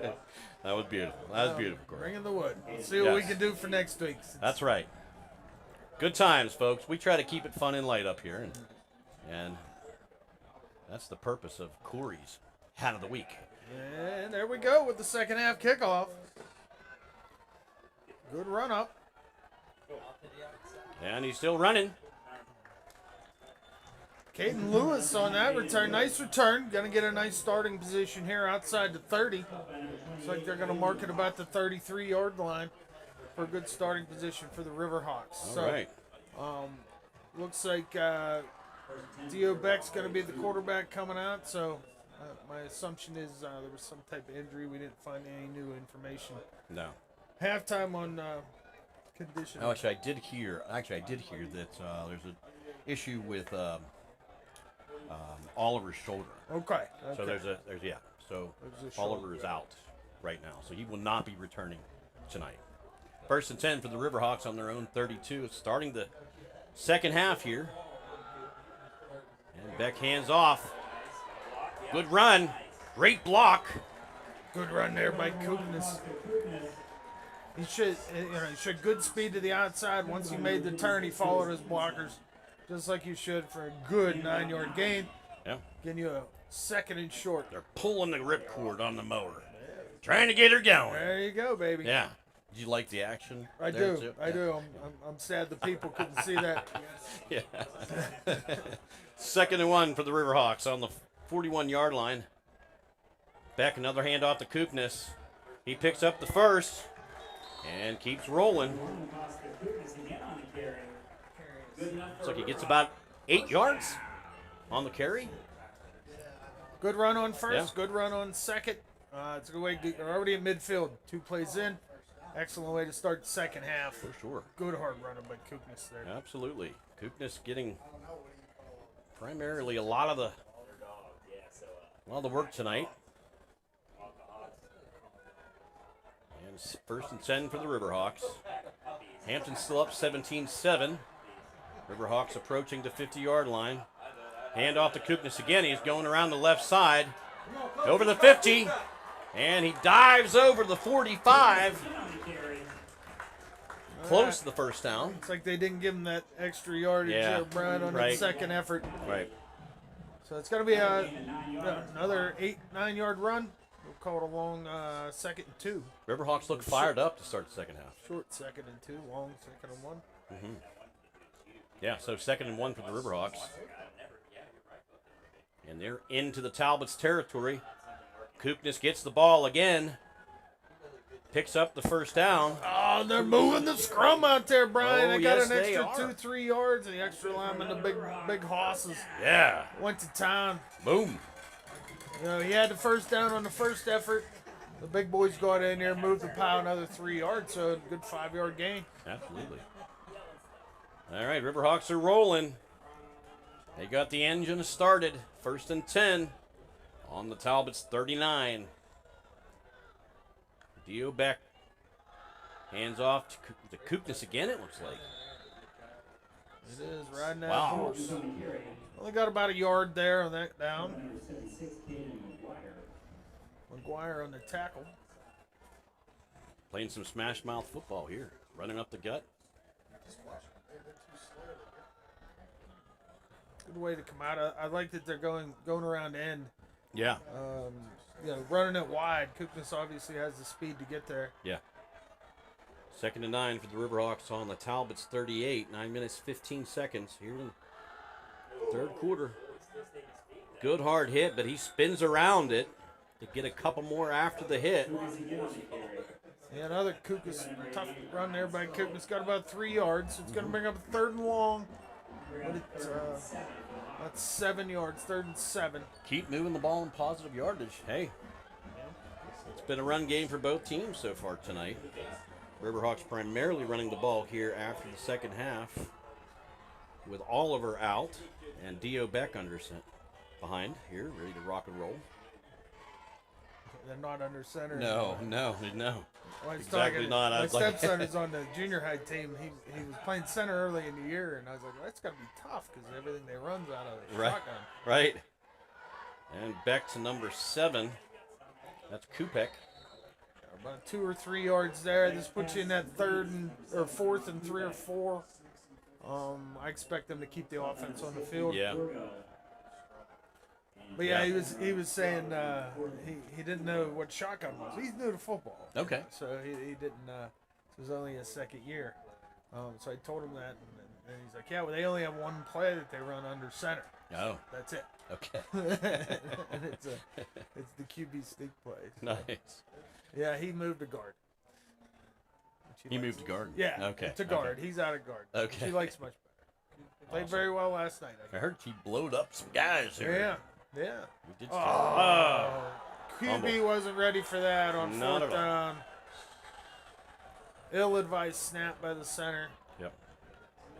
That's very disappointing here to start the second half drive. Turnover on downs. Yep. The Talbots will get the ball Ill-advised snap. at their own 42-yard line. So the boys liking football. Yep. That's good. So far, hold on, I gotta fix these timeouts. First half. Okay. So 1st and 10 for the Talbots on their own 42. Number 6 in motion. QB's going to keep it himself. He's got a lot of running room over the 50, the 40, over the 30. Got one more tackler to go. He's brought down by the Riverhawks at about the 12-yard line, the Riverhawks.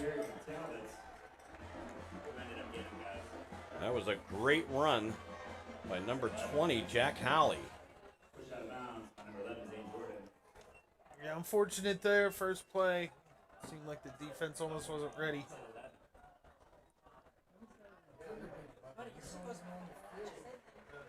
First and 10 for the Talbots on the 11-yard line. Howley again. He's short of the end zone. Riverhawks kept him out.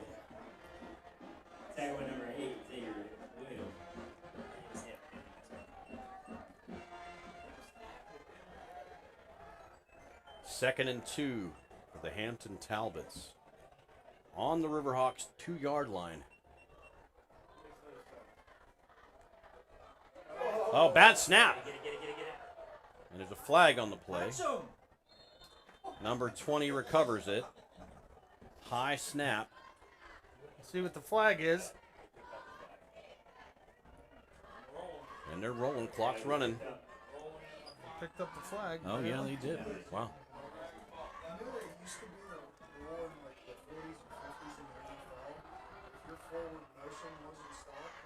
So it's 3rd and 1.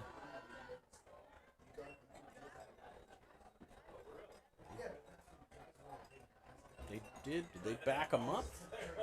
Well, it was after the bad snap. Okay. So it's going to be 3rd and 1. Halley rolling to his right. He's going to keep it himself. He's got some room to run. All kinds of room. Great hit.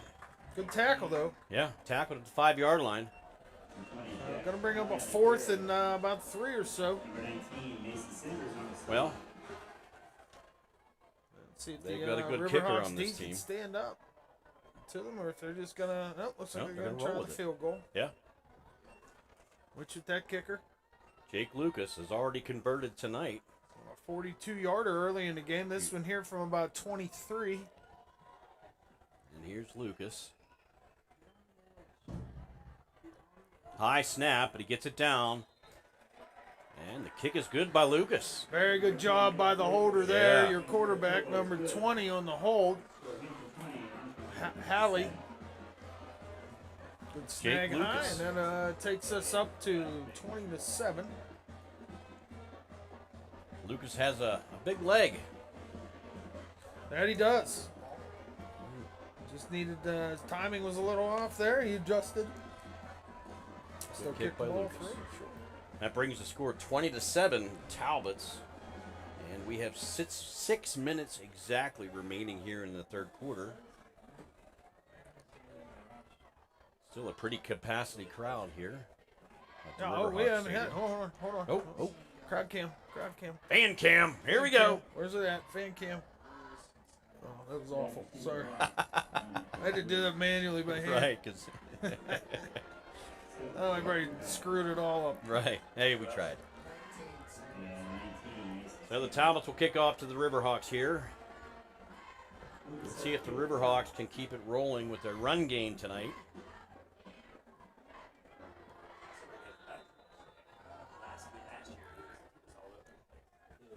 Halley or Lucas with another good kick. Fake reverse.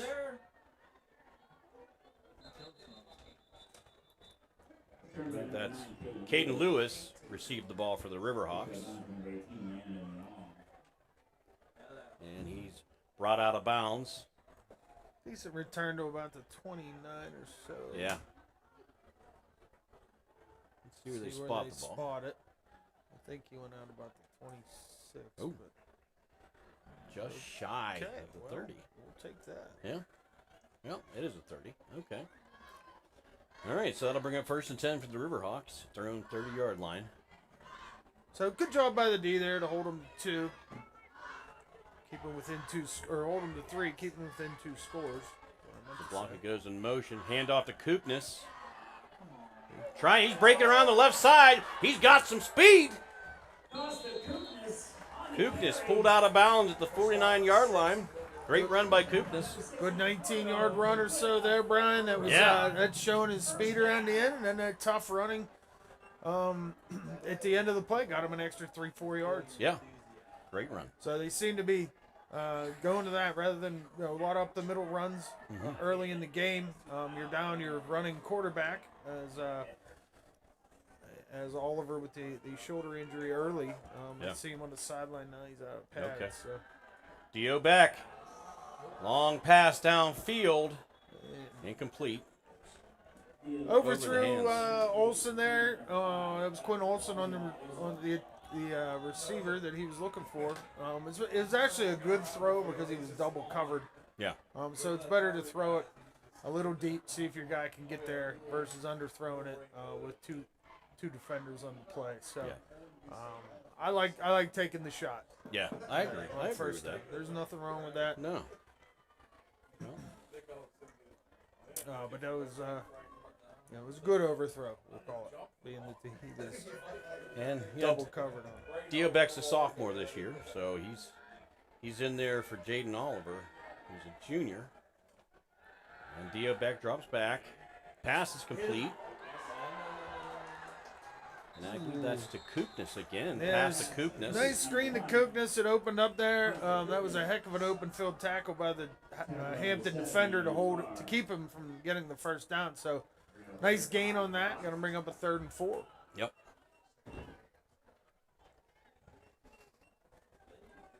All right, Riverhawks have the ball at the Talbots 46-yard line. 5 minutes, 12 seconds remaining in the third quarter. Koopness with the ball. And he's tackled behind the line of scrimmage. Nowhere on that one. Tried to go up the middle. Trying to misdirection or what, but Hampton was ready for that one. They were in the backfield on that one, so actually lost a yard. Yeah. So it's going to bring up a 4th and 5. We'll see what the Riverhawks decide to do on offense here. This is that area where they may or may not pooch punt, but without Oliver, I'm not sure. 4 wide receivers set. They're going for it.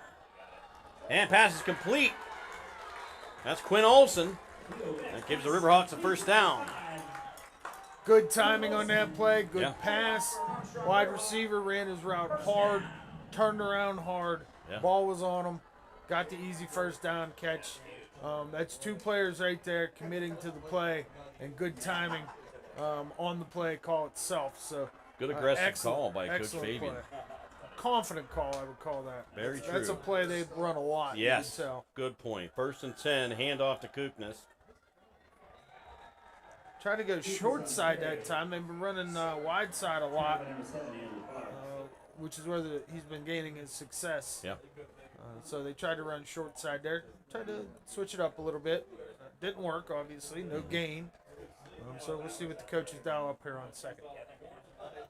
Clock's winding. Just under 4 minutes remaining here in the third quarter. Thanks for everybody tuning in tonight. And we appreciate all of our sponsors. And we'll give you a shout out here shortly. 2nd and 10 for the Riverhawks on the Talbots 35. Number 7 in motion. 3 wide receivers. Dio Beck drops back, steps up in the pocket. Pass was intended for Quinn Olsen, who had to come back to the ball. Pass is A little bit of contact there, but it was incidental. Yeah. Defender on that one, being that it was underthrown, Olsen tried to come back to it. Yeah. The defender was just in his space. So no foul there, but does put you in a 3rd and long again, which you're trying to stay out of. That on there. Yeah, dude. That was the last score. I'm just letting people That's right. know what There you happened go. last. There you go. Can't do everything, bro. I know. 3rd and 10 for the Riverhawks. Getting the hang of it, though. There you go. Dio Beck, drop back. Looking downfield. Ooh. Just through the hands of, I believe, number 7, Kupek. Theron Kupek. That was a catchable ball. It was a little bit of snot on that one, though. Yeah. It went right through the hands of the receiver. Very true. That's an instance where the timing may have been a little off of that on that one. He saw it at the last second. Yeah. So 4th and 10 for the Riverhawks. So kind of in no man's land here as far as Very a true. kick, punt, or they go for 4th and 10's tough. It is.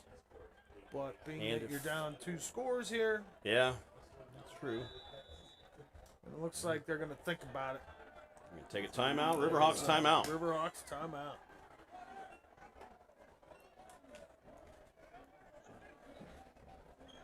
So once again, we want to thank all of our sponsors tonight. Olsen Chiropractic, Sprankle's Neighborhood Market, Richard G. Snyder YMCA, Steffi's Country Catering.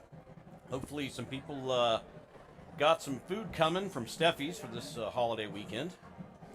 We have Schaefer's HVAC, John F. Graff Insurance Agency, River Forest Country Club and Grill, Nikayla Ann Photography, Ryan Bowser State Farm, and Steiner Sacco Law. So thank you so much to all of our amazing sponsors that continue to make these broadcasts happen. They are the reason that we're able to broadcast online for free. So Fan cam. there we go. And Cam We got some fans.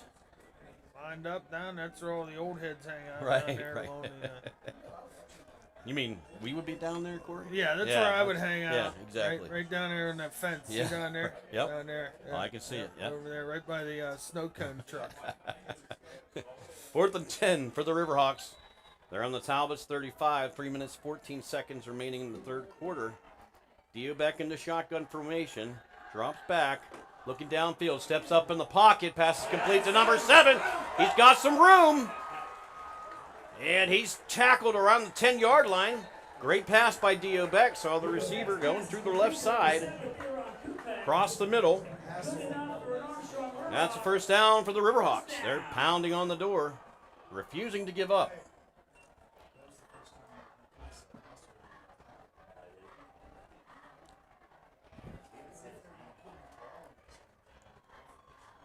Now, first down for the Riverhawks, 20-7, the Talbots. 2 minutes, 49 seconds remaining. Dio Beck looking towards the right side. Pass intended for Kupik. He had one hand on it. Couldn't quite pull it in the end zone.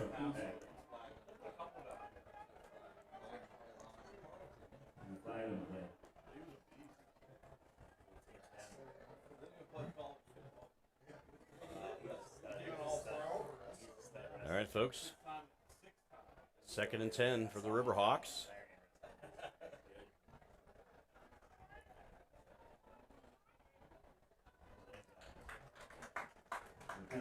And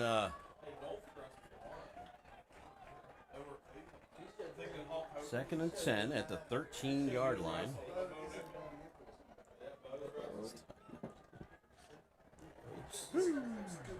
They're making me dizzy there, Schaefer. Sorry about that. I'm trying to fix the. Okay. There we go. Sorry. Yeah, if we had a $100,000 camera, we might be able Yeah, to I'm see trying the to make numbers. some So, but we adjustments. do not have I a $100,000 apologize. camera. I'm trying to do the best we can here. With what we 1st and 5 for the Riverhawks. Dio Beck hands off to Koopness around the left side, pushing towards the end zone. Does he get not short of the end zone? Just short. It's gonna get him a first and goal here. Short of the goal line, about the 1-yard line, I would say, somewhere in that neighborhood. First down. First down for the Riverhawks.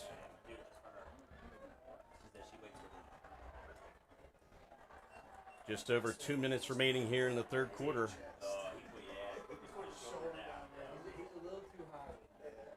Twenty to 7, the Talbots. First, 2 yards to go. First and goal. Koopness. And he's in for touchdown. Nice. Touchdown, Riverhawks.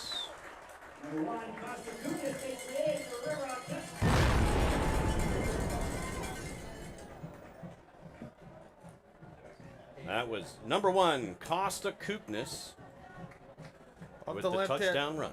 Good hard run there, Brian. Amen. Say that was mostly a Koopness drive there with a couple nice big plays when they needed them from the passing game. Absolutely. That's for sure. So that brings the score 20-13. Riverhawks are clawing back. This will get them within 6 here with the extra point. And here's the snap. Pearson with the extra point. It is good. Daniel Pearson, 2 for 2 tonight on extra points. Riverhawks down by 6. We still got a game, folks. We got a whole other quarter to play. 20-14.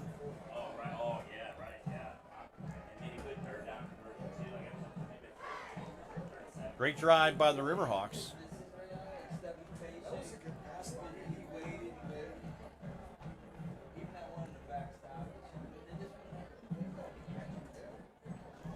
And it's nice and chilly. Feels Yeah. like football weather. Finally getting the football weather. Yes, sir. It'd be nice if it was like 75 during the day. Yeah, yeah. I walked around with a jacket on all day today.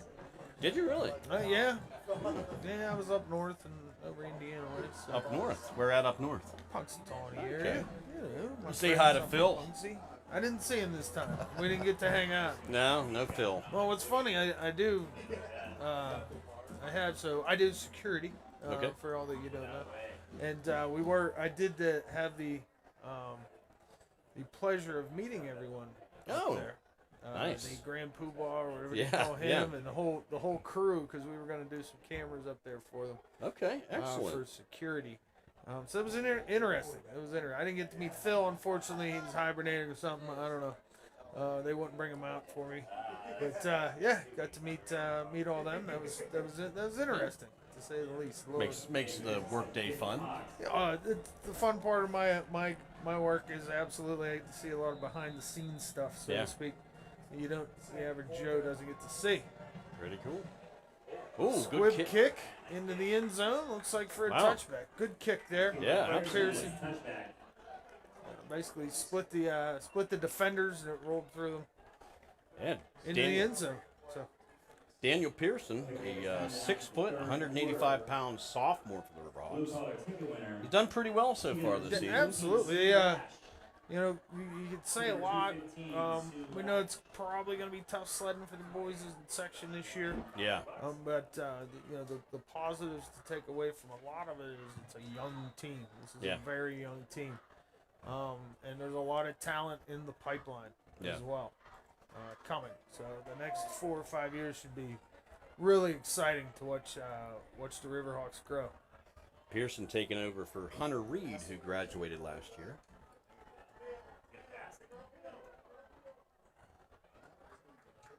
Keeper around right in there. That was Hasselrig. Picked up a couple. Willie Hasselrig. And he's a senior this year. 5'10", 175 pound. Listed as wide receiver and defensive back.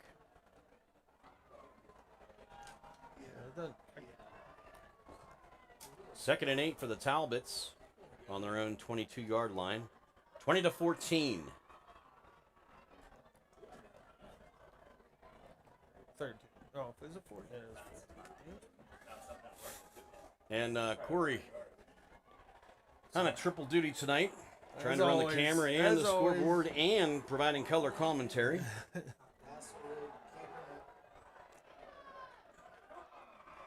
Good run by the Talbots. That was Hasselrig again. They're bringing him in. Well, he might be listed a wideout. They've been direct snapping it to him the last two plays to gain those 12 or so yards. Looks like we got a Talbot down. Another cramping situation, it looked like at first. So we had a lot of that last week. So let's hope these guys stayed hydrated.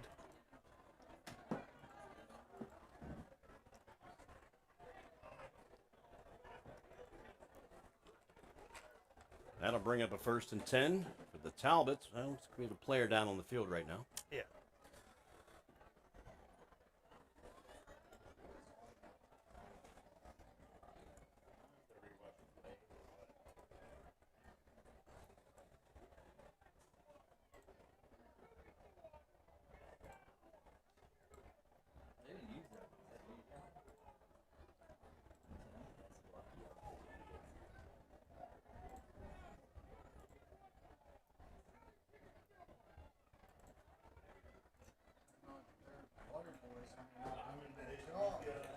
And player walks off the field on his own, which is a good sign, good to see. It was one of the captains, Brody Junker. Just looked like to me, a little bit of a cramping situation. So hopefully he'll be okay. As we're winding down the third quarter, we are under a minute. 1st and 10.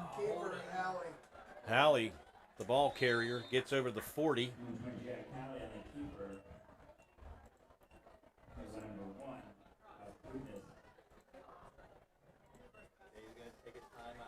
All right, folks. 30 seconds remaining here in the third quarter. 20-14, the Talbots over the Riverhawks.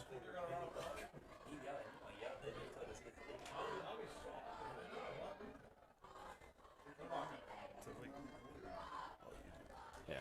2nd and 3 for the Talbots on their own 41. 10 seconds remaining in the third quarter here at Armstrong High School.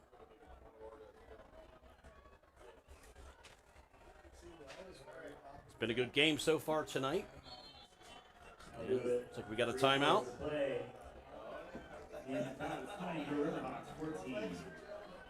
And that's the end of the third quarter. Yep, there it is.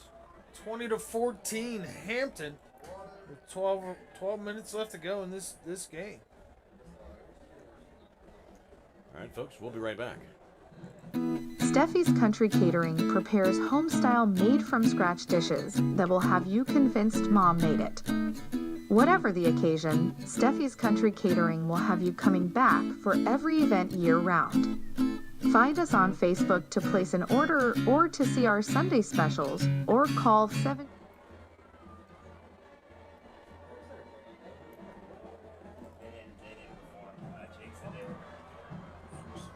Thanks, everybody, tuning in tonight to High Top Sports Network's broadcast of the Armstrong Riverhawks versus the Hampton Talbots. We appreciate all of our sponsors' support tonight. Couldn't do it without you. Amen.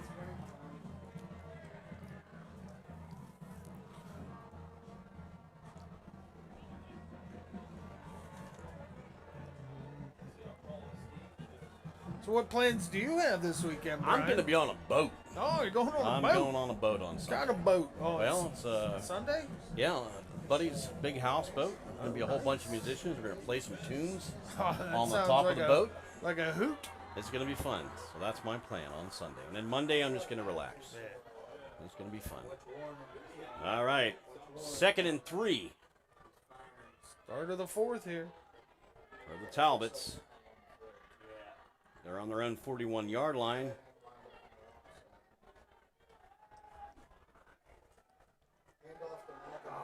That's a handoff. McEnany. Again there. Going to bring up a 3rd and 2. We got someone watching from Lyon, France. Excellent. missed that. Thank you, Rico Resch. Yeah. Rico. Yeah. Yeah, Watching from France. from Lyon, France. Yeah. Yeah, great. Look at Thank that. you, sir. We appreciate your... I don't know how you stumbled on our Yeah. broadcast, but good to you, buddy. Yeah, that's awesome. That's great. 3rd and 2 for the Talbots on their own 42.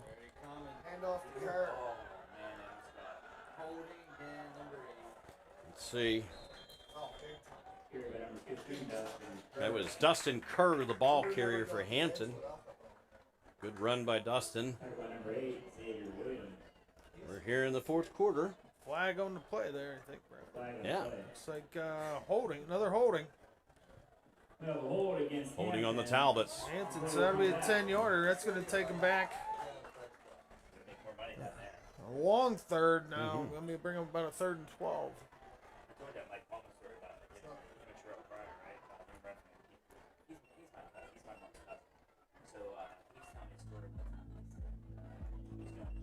Pump up music. Ooh. Yeah. Well, Is that pump up music? I don't know. Is a it little really? taste of something.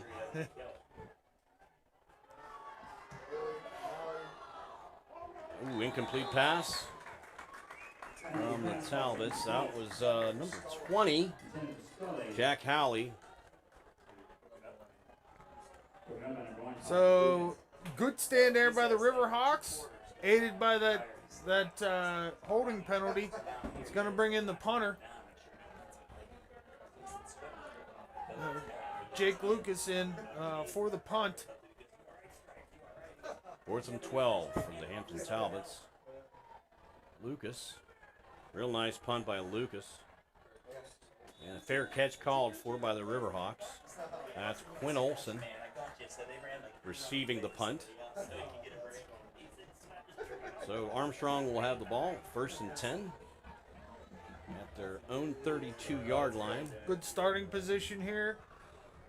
What you want to look for here is a nice sustained drive. Oh, here we go.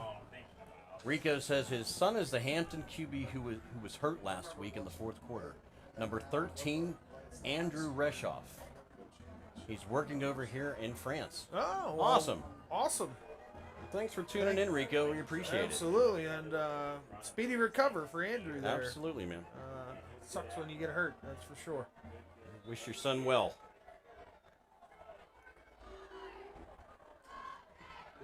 Hand off to Kookness. And he's tackled at the 40-yard line by the Hampton Talbots. Well, before about a gain of 7 there, Brian, that was a good run. Good he hit run. the hole, leaned on his lineman, got an extra 3 yards. It's one positive, really positive thing I see is everybody who's running the ball is running hard. Right. Especially by Costa. He's obviously grinding out the extra yards. It's great to see. It just says there's no quitting this team. Amen. 2nd and 2 for the Riverhawks. Their own 41. And that's Kookness again with some running room. Great blocking by the Riverhawks. They opened up the pocket right through the middle. Kookness right up through the middle. Phenomenal. About 17, 18 yards on that gain. Heck of a run. Almost busted it if it wasn't for the D-backs. Yeah. That gives the Riverhawks a first down. At the Hampton 43, 10 minutes, 22 seconds remaining in the 4th quarter. Handoff again to Kookness. Breaks a tackle over the 30. He's rolling down the sideline. He's tackling around the 15-yard line of the Talbots. Good run by Kookness. It's all Kookness all the time right now, Brian. Yeah. I wouldn't change a thing. Great run game by Kookness tonight. He's showing the speed. He's showing the power. Yeah. Boy's got some heart tonight. Absolutely. So the Riverhawks will be 1st and 10 at the Talbot 17. Timeout, Hampton. So it looks like Hampton's going to call timeout here.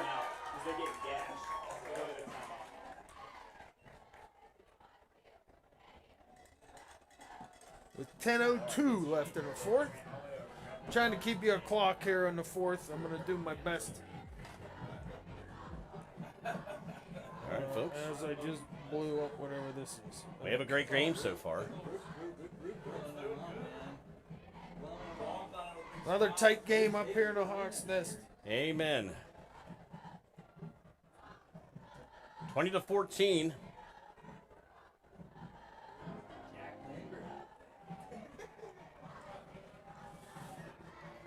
Hampton uses its first time out, leaving both teams with 2 here with 10:02 remaining in the 4th. In a tightly contested contest here in Armstrong County. Absolutely. And Brian's going to put me to sleep with some music. little mood music, Corey. Little mood music.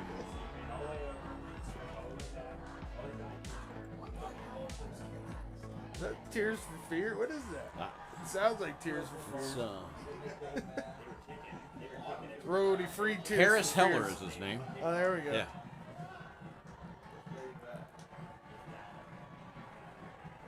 Riverhawks pounding on the door, trying to get in the end zone here. They're going to huddle up. And Riverhawks have the ball on the Talbot 17. 10 minutes remaining in the 4th quarter. Another dish off to Kookness. Trying to claw everything he can get. A gain of about 2 on that.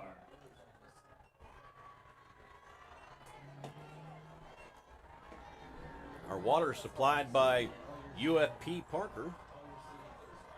And we're thankful they give us some water tonight to keep our voices well hydrated. Oh, Corey, yeah. You know? We're hydrated up here. Yes, sir. 2nd and 10 for the Riverhawks. Dio back. What a great catch by the Riverhawk! Touchdown! Wow. Good pass. Good catch. Xavier Williams in the corner of the end zone with the touchdown. Tying this ball game up. Wow. Late here in the 4th quarter. Not late, I guess, yet, but midway through, they're going to go for the extra point in the lead. All right, Adam, we will do that. If we see any good defense from Carter Lash, number 52, we'll give him a shout.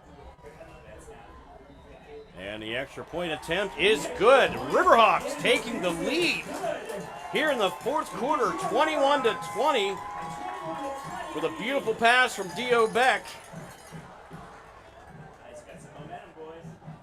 We have a game, folks. This has been a great game so far. The momentum has shifted Yes, it completely to has. the side of Armstrong here in the second half. With 9:23 left, you can see the score there.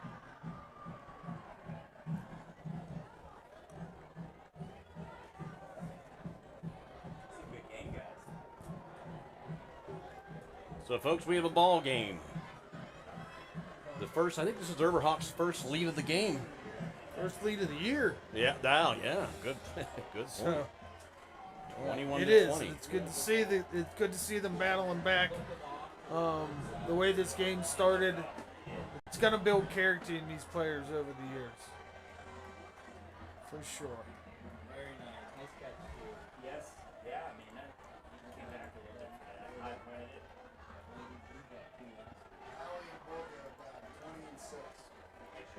All right, the Riverhawks will kick off to the Hampton Talbots here. 9 minutes and 23 seconds remaining in the game. 21-20 Riverhawks. Like Corey said, the momentum has shifted. See what the Riverhawks can do on defense. Hampton's primarily running the ball all game, as has the Riverhawks for the most part. Good kick. Picked up by the Talbots. Ooh, good hard hit by the Riverhawks. Boom! There's a ball on the field. Ball might be And on the that's field. fumble. Looks like a fumble, and the Riverhawks have recovered. Oh, my Lord. This game has completely shifted on its heels. Talbots with the turnover, Boom! setting. Yes, the fumble. Recovered by number 6, Oliver Jones. Oliver Jones with the recovery. The Riverhawk first down. Riverhawk first down, just outside the red zone. Wow. What a big change of events here. Unbelievable. In this fourth quarter, the game has completely flipped.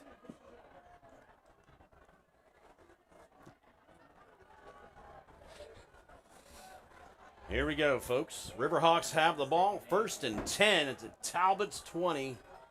They've taken the lead, and now fumble recovery by Oliver Jones. Just over 9 minutes remaining in the fourth quarter. Dio back, hands off to Koopnis again. Who's rolling? Got some room. Breaks a couple tackles. Thrown out of bounds close to the goal line. Looks like he's got maybe 2 yards to go. It's like going to be a 1st and goal to 2. Heck of a run for Koopnis on that one. Great run by Koopnis. Setting up Armstrong with a goal to go at the 2-yard line.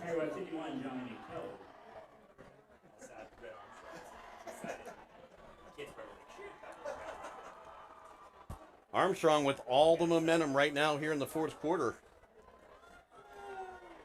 They're on the Talbots too. Dio back in the shotgun, a high snap. Hands it to Koopnis. Hand off to Koopnis, and he breaks through for a Riverhawks touchdown. Heck of a spin move after first contact there, Brian. Amen. Moved right into the end zone for your Riverhawks touchdown. Koopnis slamming into the end zone. 27-20 now, Riverhawks.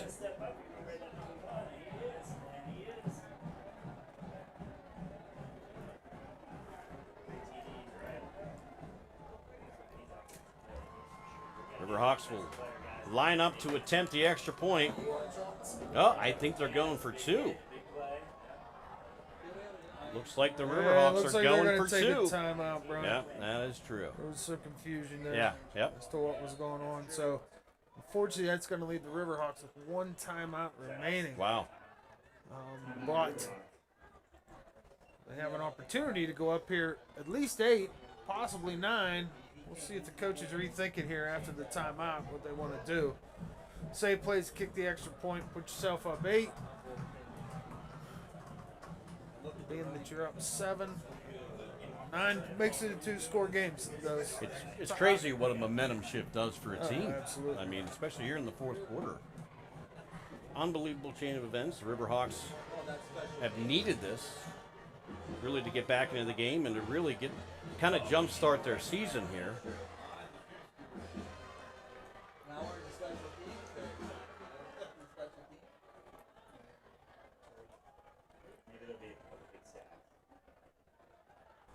And they will now go for the extra point. They might Wise have- move. Yeah, Wise good move. choice. Looks like they might have tried to draw Hampton off sides there before. Here's the snap. And the kick is good. 28-20 Riverhawks. 8:53 remaining here in the fourth quarter as the Riverhawks take a 8-point lead. So, in my opinion, get that extra point. Yeah. Put you up to 8. You know that you need a touchdown and a 2 point to tie you. Whereas if you would have went for the 2 and not got it, yes, you're still up 7. Most likely they would go for the tie in the event, but I like the 8-point lead, Agreed. especially with a little less than nine minutes here left in the fourth quarter, and all the momentum's on your side. So, Amen. it's up to the defense here to see if they can hold Hampton and get the ball back and maybe run this sucker out. What do you think? I agree with that wholeheartedly, my friend.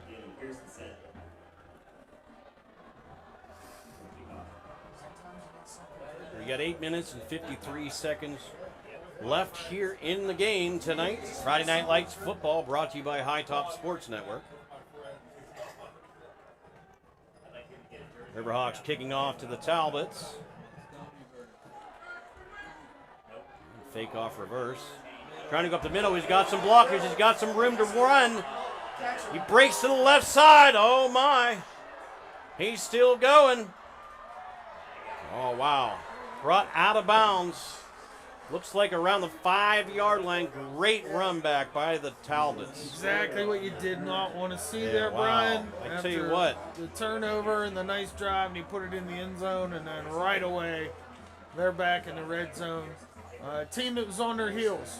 Absolutely. And unfortunately, kick coverage looks to be an issue early on here for Yeah. the Riverhawks. Some great blocking by Hampton to open up the middle of the field. Shot right through. Had Yeah. one guy to... The returner obviously saw the middle of that field open up, and Yeah. he shot right up the middle. sure did. It was a wise play. He was going wide, and he saw, oh, nobody in the middle. Right. So took it right up the gut. So see if the Riverhawks can stand them up here. 1st and 5 for the Talbots. Howley's keeping it himself, and he breaks into the end zone for a Hampton touchdown.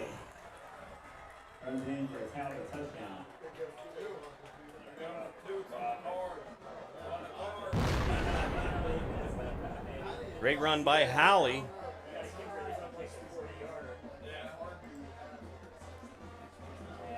To put the Hampton Talbots down by 2 with the extra point attempt upcoming.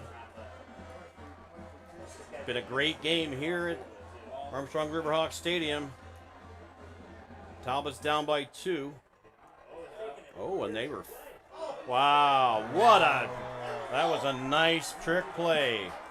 That was a fake field goal. 2-pointer to tie this one Wow. up. Interesting call there. I was not expecting that. Well, And that neither were the Riverhawks. Neither were the Riverhawks, obviously. And they got to release the lineman into the end zone, hit him with the touchdown to tie this bad boy up with 8:34. All right, Amen. well, It's we a got barn a new burner. game, baby. Yes, we do. got a new game. Yes, we do. Wow. Makes things exciting here up in the booth. Yeah, absolutely. Now the tension starts to kick in. Yes, it does. Yes, it does. It's all right. We like it. Everybody that's tuning in, you're getting to see a great game tonight. Tie ball game. Right now we have 175 people watching the broadcast. Thank you for staying with us tonight. And you're getting treated to an excellent football game. Absolutely, yeah. 8:34 remaining here.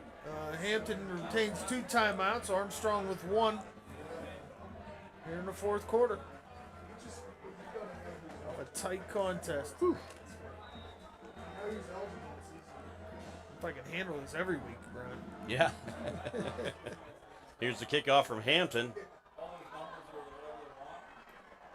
Riverhawks get the ball here. He's got some room to run on the side. Ooh, big hit out of bounds. Big hit by the Talbots. It's Caden Lewis on that return. Looks like that was Took a strong shoulder to the sideline. number There's the 56. catch. It's like Joey Stevenson with a big hit out of bounds. Number 56 is a 5'10", 240-pound junior offensive lineman and linebacker for the Talbots with the big hit. Riverhawks will start 1st and 10 on their own 29-yard line. 8 minutes, 31 seconds remaining in the game. We got a tie ball game. Dio Beck in the shotgun.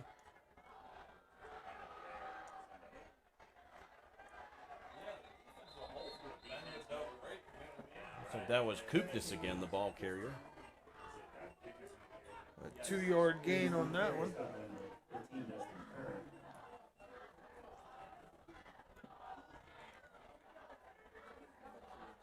Second and 8 for the Riverhawks.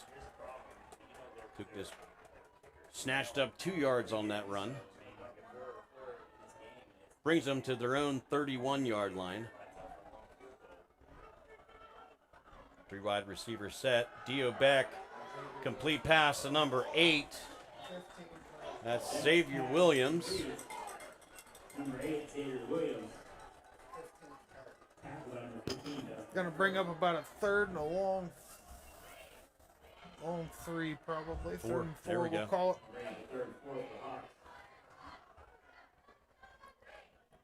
Third down and 4 for the Riverhawks.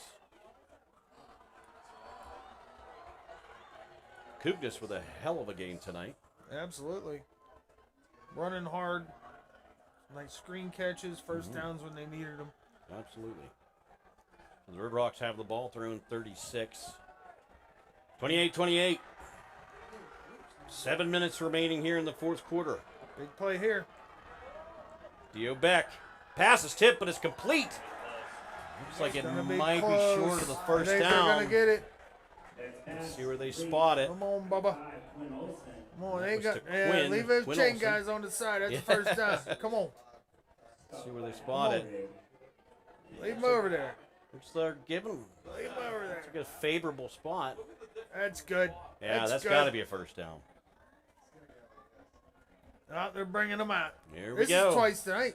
Yeah. We got chain gang We haven't action seen going that on. much at all last year from. I know. Neither games of we them. broadcast. Nobody's tripped or fallen down or Right. anything. That's great. Let's see First what they down. got. They're gonna First give it to down. him by the nose of the ball. Wow. By the nose of the ball. Good spot. As you could feel it, Yeah. the rumble. You Yeah, could see stands the are rumble. up rumbling. there. Stands are rumbling. All right, the Riverhawks 1st and 10.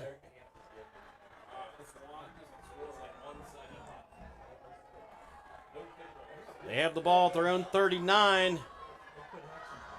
Dio Beck dropping back, looking to the right side. And pass is broken up. The pass was intended for number 8, Xavier Williams. Beck's pass falls incomplete. Number 8, Xavier Williams. And it was looking like it was broke up by number 20, Jack Howley from the Talbots.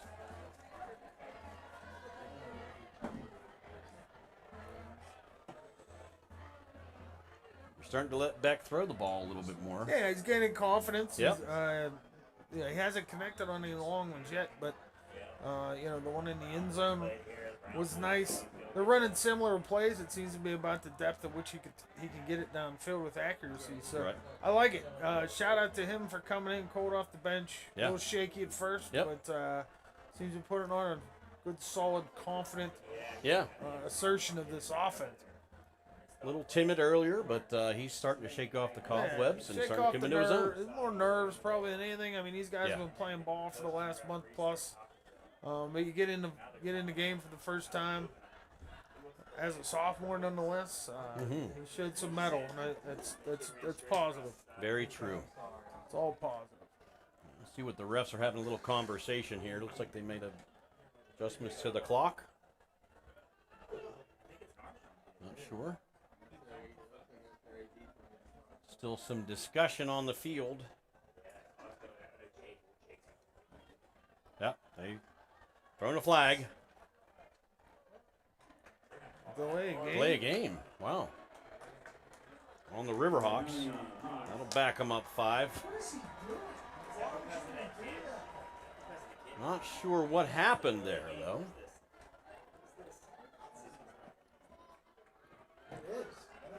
Mass confusion, dogs Yeah, and cats hanging out. Interesting. All kinds of crazy stuff going on. Yeah. Obviously, the Armstrong coach wants an explanation as to what just happened. Right. As the field coaches are down there discussing amongst themselves, it doesn't seem like they know what happened. Yeah. I'm not sure what's going on here. 2 hands full. I know. I forget about things sometimes. Oh yeah, the camera. Yeah. Second and 15 for the Riverhawks. Dio Beck drops back. Oh. And that was a... And it looks like Hampton came up. Did they call that a fumble? He's calling incomplete over Yeah. here. Hampton celebrating like it was a fumble. Listen to but this guy. Yeah, it was not a complete catch. Incomplete pass. Okay, they got together and got it right. Yep. Looked like the ball hit the ground there.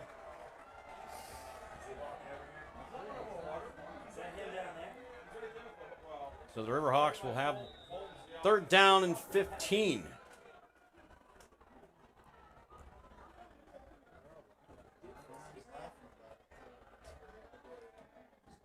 Beck dropping back, looking down the left sideline. Oh boy, and that was not a good pass. Intercepted by number 20, Jack Howley. For the Talbots, breaks a few. He fumbled the ball. He fumbled the ball. Looks like the Riverhawks may have got the fumble back. Riverhawks got the ball back. Wow. Whew.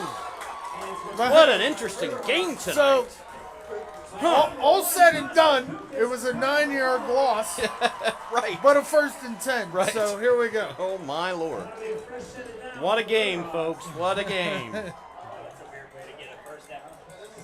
Yeah, lose 9 yards, get a And first get a down. first down. That's great. I love it. Hey, that's what high school football is all about, folks.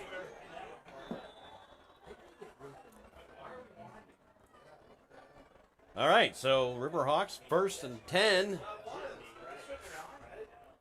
And they have the ball on the 25-yard line after the fumble and recovered by the turnover. Riverhawks. That should be a they're winding the clock for some reason. Yeah, I But don't know anyway, why they're doing that.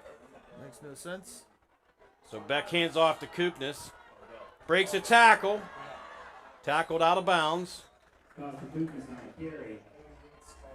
Knocked out by number 88, Ryan Scully.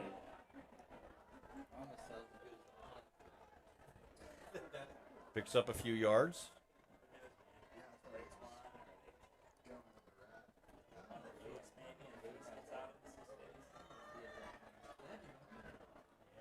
So 2nd and 10. Yeah, they did not. Guess they didn't pick up anything on that one.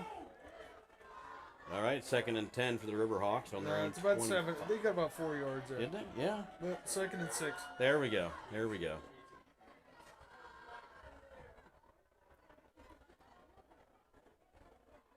Back in the shotgun.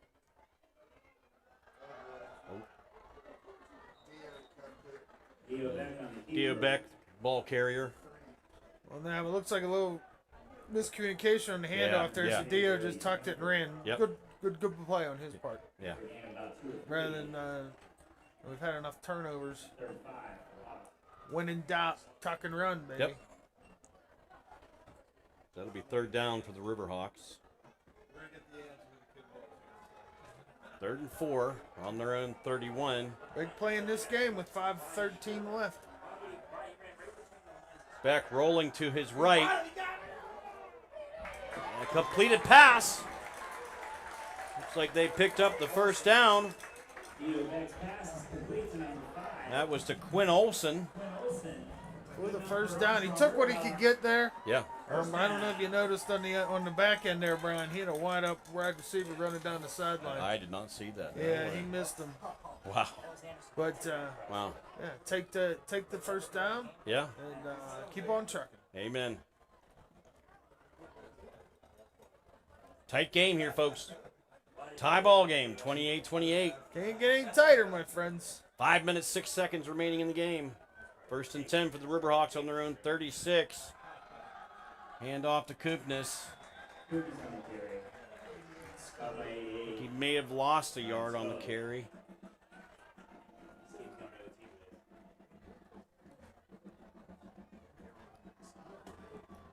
Brings him about the 35-yard line. So we got like a 2nd and 11 coming up here for the Riverhawks. Can feel the tension here. Oh, yeah. Get down on the field. So Teams are fired up. 2nd and 11 for the Riverhawks. Dio Beck. Pass is complete. It's to that was Quinn Olsen again. Caden Lewis, I think. Caden Lewis? Yes, Caden I Lewis. believe Caden Lewis on that one. Nice catch, about a 7-yard gain. Going to bring up a 3rd and short. 3rd and manageable, we'll call it. About 3 yards. Been a long drive so far for the Riverhawks. Yeah, they haven't really gone too It's far. just some back and forth here. Yeah. And a turnover followed by a turnover. Yeah. The clock continues to wind. Just under 4 minutes to play. Hey, you got the clock running there, Shane. I've decided to break it out in the 4th quarter, All right. which is why if you haven't heard much from me, I've got a clock in my left hand, a remote in my right. Right. Dio Beck rolling. Nice completed pass from Dio Beck. And that stops the clock. That's Quinn Olsen on the reception there. Nice double-digit gain to get you a first down. You're into Talbot territory late in the 4th quarter. That gives the Riverhawks a first down.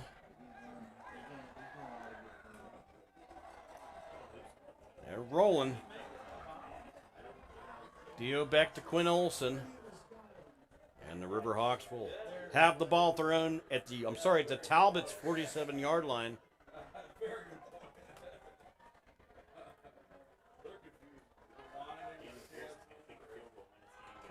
Backhand off to Kupnis. Fighting for extra yards. He fought back. Might have got a yard on that. Good effort just to get back to the line of scrimmage. He was touched about 4 yards into the backfield. Yep. Over the 50. Cook was tough runner all night. Did everything he could to gain a yard on that one. 2nd and 9 for the Riverhawks at the Talbots 47. Marching downfield. Let Pearson have a shot at maybe a 30-yarder. I got to get inside the 20 now. I'd rather score. Let's see what they can do here. You don't want to kick it. Beck in the shotgun with Kupnis lined up to his left. Beck drops back, looking downfield. Ooh, almost intercepted by the Talbots. Yeah, short arm that one, Brian. Threw it at his feet. Fortunate for the Riverhawks that the Talbot defender couldn't get back to it. Pass was intended for number 8, Xavier Williams of the Riverhawks. And we have a flag, I believe. Yep, sideline warning. Oh. We have a sideline warning. First time warning, I guess. Sideline warning. Hampton edge. And that was on the Talbots. 2 minutes, 29 seconds remaining in the game. 3rd and 9 for the Riverhawks. Long 3rd down. Beck rolling to his right. Pass is complete for a first down. He's got some room. He's got a couple blockers. He's gonna go! Touchdown, Riverhawks! Give it to him! Woo! Wow! Dio Beck to Quinn Olsen. Down the right side, heck of a run after catch. Putting the Riverhawks up 6 late in this game. What a drive. What a touchdown. Wow, it's been all Riverhawks this half so far. 34-28. They're going to try to kick the extra point here to go up 7 late in this game. Wow, great pass by Dio Beck to Quinn Olsen. Great run after the catch from Quinn. Heck of a throw. That was back across his body, and Quinn was wide open, turned around, Yeah. took it to the house. What a heck of a run. Puts the Riverhawks up by 6 with the extra point attempt forthcoming.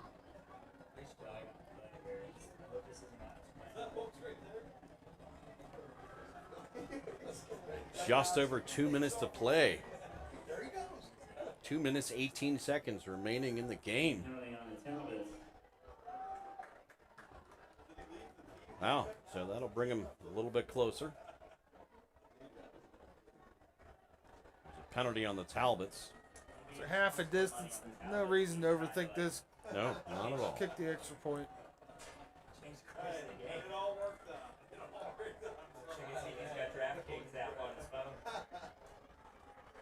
Good snap. Kick is good.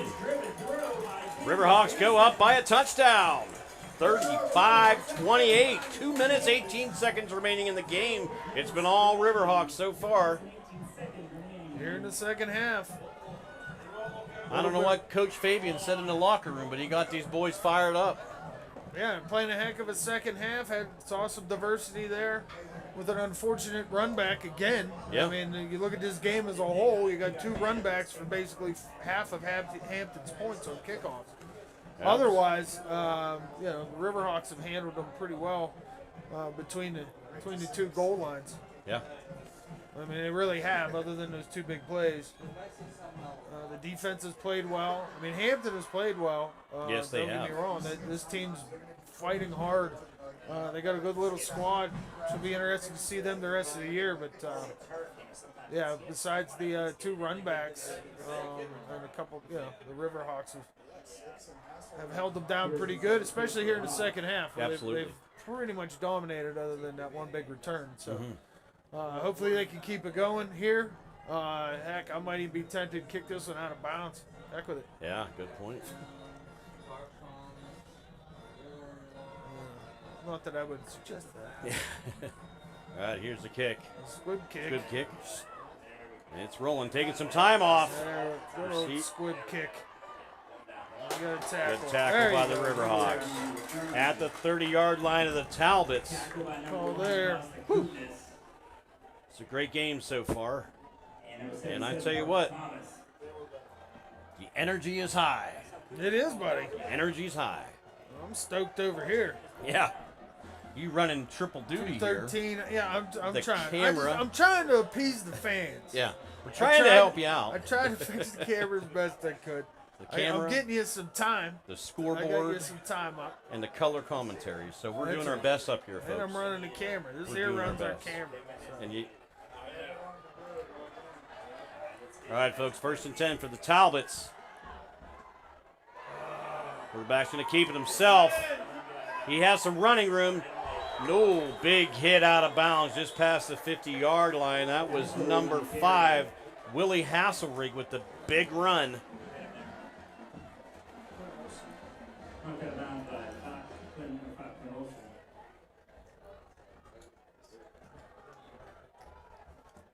Clock's going to continue to run here after Yep. they set the ball. 1st and 10 for the Talbots. Ball is at the 50-yard line. 1 minute, 49 seconds remaining in the game.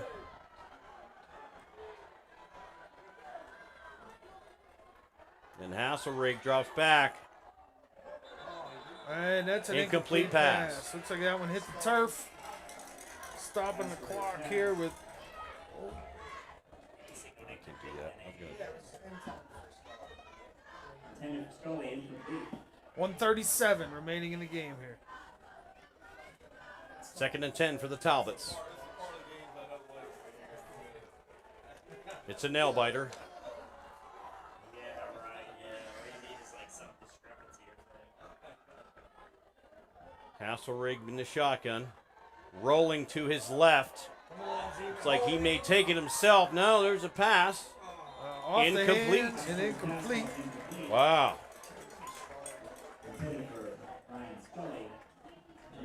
So that'll bring up third down for the Talbots. 1:31 left here. It's going to be a 3rd and 10. I mean, obviously at this point they got 2 plays to get there.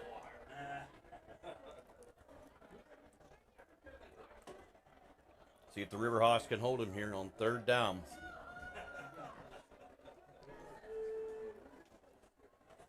It's been a great game tonight, Chief. It has. It's exciting being up here calling the game. All right, folks, 3rd and 10. 1 minute, 31 seconds remaining. Hasselrig drops back, stepping up in the pocket, looking downfield, incomplete pass. Pass to nobody there. Riverhawks only rushing 4. They still were able to flush him out of the pocket and get him to throw an ill-advised pass down the middle. There just was nobody home on that one. This is bringing up a 4th and for the game, basically. This is it. 4th and 10 here on the 50. Looks like we got a timeout. Timeout. Blue collar ticket winner, 4th quarter. Blue collar ticket winner, number 6. Well, folks, John Vilac. once again, we want to thank all of our amazing sponsors tonight. We're going to run through them again. Olsen Chiropractic, Sprankles Neighborhood Market, Richard G. Snyder YMCA, Steffi's Country Catering. Schaefer's HVAC, John F. Graff Insurance Agency. River Forest Country Club and Grill, Nicola Ann and her photography. Ryan Bowser State Farm, And Steiner Sacco Law. yeah, nice. I am the law. That was great, Corey. I love that. That was Well, awesome. I had to say it. Absolutely. I might go home and watch Judge Dredd. I've been thinking about it. Yeah, I'm yeah. gonna borrow it off my buddy on VHS. I gotta Okay. watch it on VHS. I don't even know if I don't think I have a VCR anymore. I have one in the garage. I watch VHS all the time. It's really weird. Here we go, folks. 4th and 10 for the Talbots. Hasselrig puts the ball in the air. Knock it down! Oh, boy. Incomplete pass. And that's a ball game, folks. It is broken up by the Riverhawks. Minute 19 left. Wow. Talbots have 1 timeout left. Looks like victory formation time for the Amen. Riverhawks.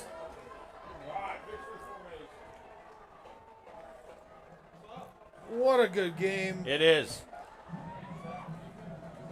All right, Corey, we got to see that hat one more time. All right, let's see the I hat. wish I would. If I'd have Ready? known, I'd have Here we brought go. something more spectacular. Show 'em the hat. Wait till next week. But this is OG Charlotte Hornet hat. Yes. Wait till next week. I'll bring something better. How's that?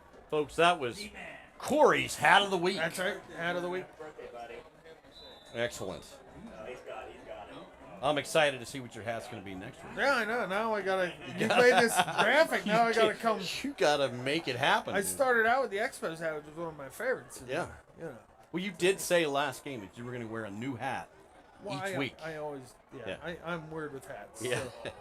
So, here we go to finish this one out. Kukis is going to run This it, up the middle. taking more time off the clock. Looks like Talbots probably used their last time out here. Imagine. Timeout, Hampton. 1:12 left. Been an exciting game here at Armstrong Riverhawk Stadium. Both teams have played real well tonight. Some great defensive plays. And some, Yeah. a lot of Good great offense runs from on both sides. Yep. I don't think there's any doubt about that. We are early in the season. This is an exhibition game, so it's good to see some different teams. See where you stack up against, a former rival and section, opponent. Yeah. Being that they're 4A and Armstrong's moving into 5A or is in 5A again this year. So it's good that you can stack up against these teams. Get a win under your belt before you go into section play next week. 'Cause, Right. You're traveling next week to where do we decide? Bethel. Bethel Park. Bethel Park is next week. Really tough test coming up. Oh, yeah. When it comes to Bethel Park, they're always one of the better 5A teams. So Yeah, for sure. it's good to get a win under your belt early in the season. Kudos to the coach. Kudos to the players. Kudos to our backup tonight, Theo Beck. Came in, did a heck of a job. And I think it's pretty obvious Costa Kuknis carried the load for the most part as we go into victory here and end this game. Sorry, I didn't start the clock, but there's a minute and some change left. Hampton's out of timeouts now. So they might have to kneel on it one more time. Looks like maybe. Yeah. And we'll get out of here with a victory tonight. Move on to section play next week. Hard fought, good fought. Yeah, they obviously have to have some work to do in kickoff coverage, which I'm sure the coaches will address hard and heavy in the next practice. Right. And film tomorrow morning, I'm sure. Amen. Those are going to be some biggies that, but get a victory, get out of here. High five your kids. Enjoy this one, guys. This will be a win for the Armstrong Riverhawks, their first win of the season. That'll take them to 1-1. This will be the first loss of the season for the Hampton Talbots. Bringing Hampton to 1. So both teams will be 1-1 going into their section plays. Armstrong obviously with a big task ahead of them going into the 5A schedule. Good luck to the Hampton Talbots this year. Hope they do well. Good recovery for their quarterback that's hurt, and hopefully they move and do well. But the positives here are what they are. They're in the scoreboard. You know, offense 35-28. The offense put the score up. Defense stood up when they needed to, made some plays, did some did some turnovers. Is that awesome game all the way around. Costa Kuknis, I believe, probably our player of the game. Absolutely. No doubt. Definitely carried the load. But an honorable mention to Dio Beck. Came in off the bench cold after Oliver got hurt early in the game. Hopefully it's not too severe of a shoulder injury for Jaden. But Dio stood up well. A little bit of nerves at first, you could tell. But being a young made sophomore. Made some heck of a play. That last throw he made across his body to Quinn for the touchdown, but his best throw of the night. Yeah. So he saved the best for last, which was awesome. Stood in there, commanded the offense, said, "Come on, guys. Let's do this. Let's do this. Yep. I'll lead you down there," and he did it. Phenomenal play all the way around.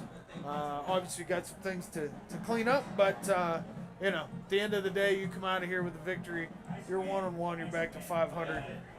You can't ask for anything more out of this evening. Totally agree. Take the positives, move forward with those, address the negatives. Let's get ready for a big battle next week with Bethel Park. So, amen. That's about it, man. Thanks for tuning in, everybody. I'm Brian Schaefer with High Top Sports. And I'm Corey Schaefer, and we'll see you next time.